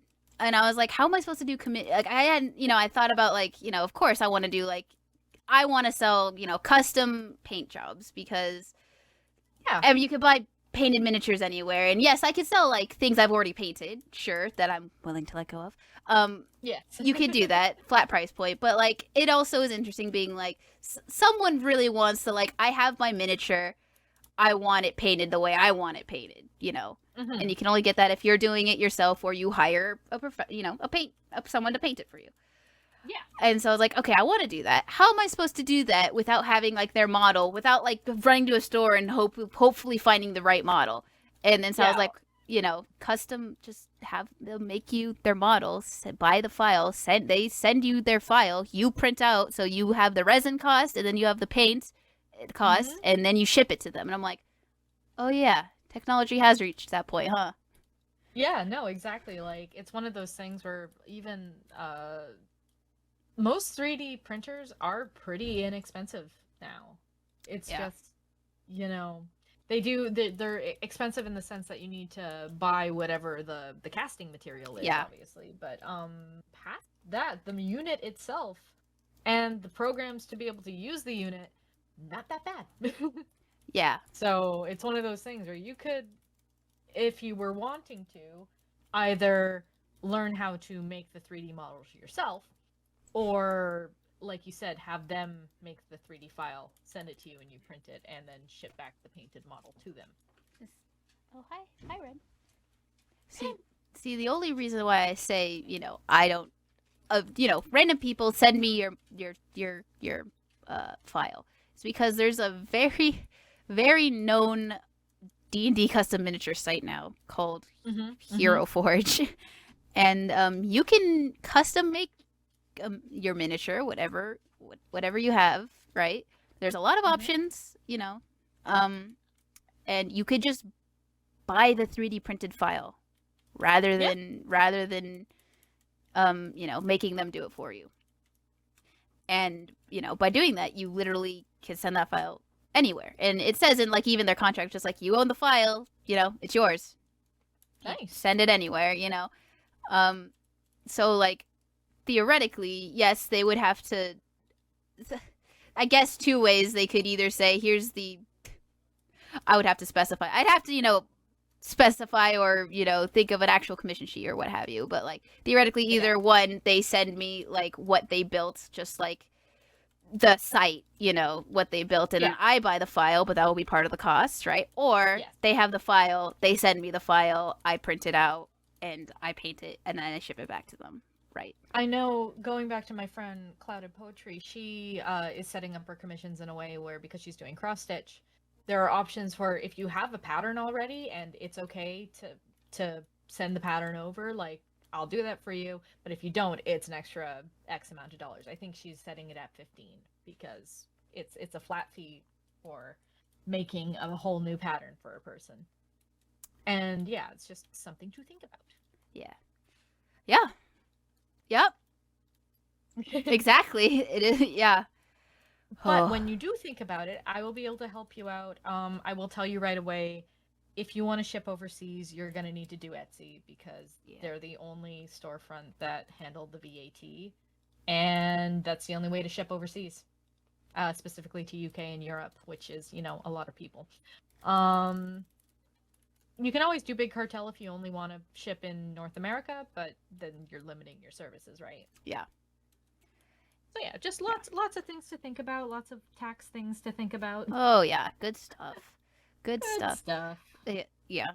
It's the artist's greatest critique is themselves, right? So I'm just you always stare at it and you're like, is it good enough to like charge what I need to charge, right? Because I spend a long time on certain things. Like that fire giant took 25 hours maybe, like, total. Wow, yeah. And it's like, okay, I look at other price points, it's just like, okay, I'm fine leaving that maybe at like this fire giant. Theoretically, I would have to charge like, I don't know, 100, 150 for like that, for the amount of time I put into it. Okay, so I just quickly so when I charge things, I give myself an hourly rate, and time times hourly rate equals what the cost is. So I just did that for you with my hourly rate of $15. $375. Yeah. And like, I like doing it, right? So I'm not gonna... My thinking in that regard is, if I've already made the thing, I can't charge people for the full amount of time I put in. Yeah. So they'll usually get like half of the price or 3/4 of the price. Right. But if I'm doing it custom for you, you're paying the full amount of time. Of course. And custom, for people who are listening for some reason, who actually want to commission me, even though I'm not commissioning at the moment, but, I'm thinking about it, and like, if they've seen my models on the Discord, blah, blah, blah, blah, blah. Obviously, smaller, like, character models aren't going to take 25 hours. That was a fire giant. It was a huge size creature miniature. So it was big. And I was taking it slow because I wanted it to be good, Yeah. So, yeah, it won't take that long. But then I'm also scared. I'm like, okay, am I good? Like, are my smaller models? Because I can't fit as much details in the smaller models. I'm just not that good yet. So I'm just like, Are they good enough? Are my custom smaller models good enough to be charging a certain price? I'm just always so scared.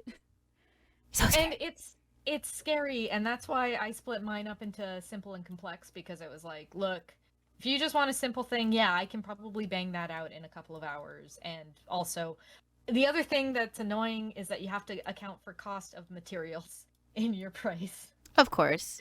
So it's like, Yeah. I actually have a Conveniently, like, if I actually were starting to base, like, the bulk price of certain things, yes, it's a lot, but the amount I actually use out of the bottles and like the yeah, glue and all this stuff, it's not that much. So like material prices for painting a miniature, besides like, if I was actually 3D printing your miniature, of course I would pay for, you know, the price would be like if I had to pay for the file, okay, I'm going to charge you the price for the file, and then yeah, the amount I'll calculate how much, resin or casting material I'll use, and then you add that price. But then the actual price on top of that, I'm not going to really charge you for paints and stuff. It's more of my hourly stuff yeah. at that point. For me, I actually, because I have a limited knowledge of Excel from work, I made myself a little spreadsheet there where I put in the size, and then that tells me approximately how many, like in a strictly box volume amount, how much materials I used. And so then I also have another place where I can put, like, if I were just charging what I think people would buy it for, what the price in my head is, I put that in. And then I've got a whole bunch of calculations of what are they: price for time, price for volume, average of all price, average plus materials. And then I usually look at the average plus materials and I price myself somewhere around there. And it so far has worked out. I've sold a couple of things, not a whole lot, but a couple, and yeah.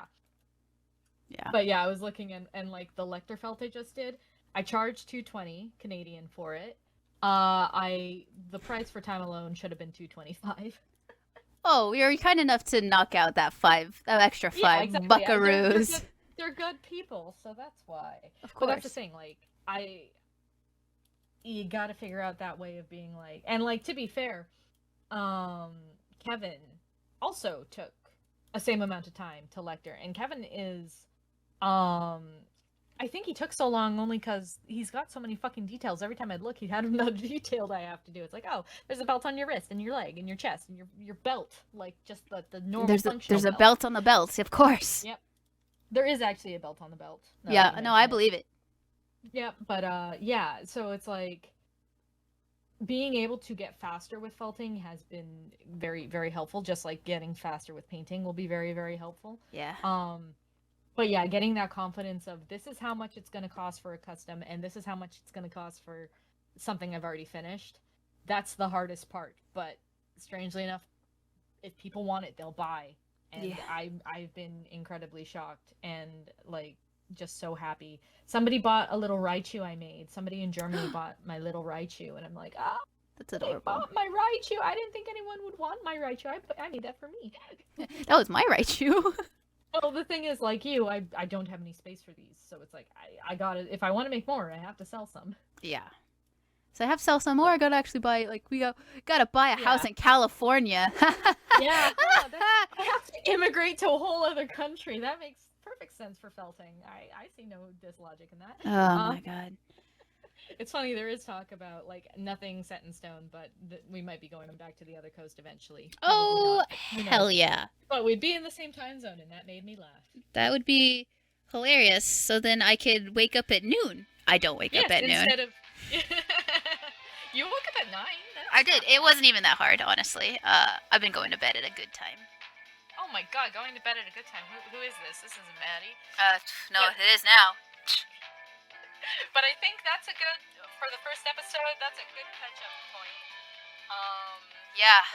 It's not like we don't have other things to talk about. Many but- things to talk about, but we could do pinpoint anime. We could do pinpoint. Maybe this is maybe a pinpoint art talk. Who knows? Yeah. The sky's the limit. Now that we're back for totally surezies. For totally surezies. In fact, do Tuesdays, Thursdays, Fridays still work for you recording-wise, Maddie? Tuesdays. Wait, what did we say? Okay. Tuesday, Thursday, Friday? Is that what you just said? Are any of those days good for recording? Those sound great for recording as of right now. Next week I'm in Arizona, but we'll talk about that later. Oh, that'll be fun. Yeah, we'll figure it out later. Hey, you're in Arizona. Do you want to go? That's a whole other topic for another. Yeah, we'll talk about. Yeah. I know your time's starting to run out, so, Yeah. and we've been talking for, 2 hours now. 2 hours! Yeah, that's my recording. But yeah, so we'll figure out a time, if not next week, the week after. We're gonna try and do this more often. We're back. I just need to be yelled at more, and Kathleen needs to be confident. Yeah. Just don't go mom mode on me, because that one time was scary, man. I will never go mom mode on you again unless, like, it's for comedy purposes. Yeah. But thank you for stopping by, everyone. Come join the Discord. We're pretty chill. There are pictures of pets. It's awesome. Yeah. And we have fun Kevin emotes, which, how'd those get there? That's weird. Oh, I lost you. Where'd you go? Oh, there you go. You went away. You said, yeah, you we have funny Kevin emotes. There we go, yeah. Who knows how those got there? That's weird. Yeah, I don't know how those got there. Pretty random. Magic. Pretty random. And I do a lot of streaming on Twitch.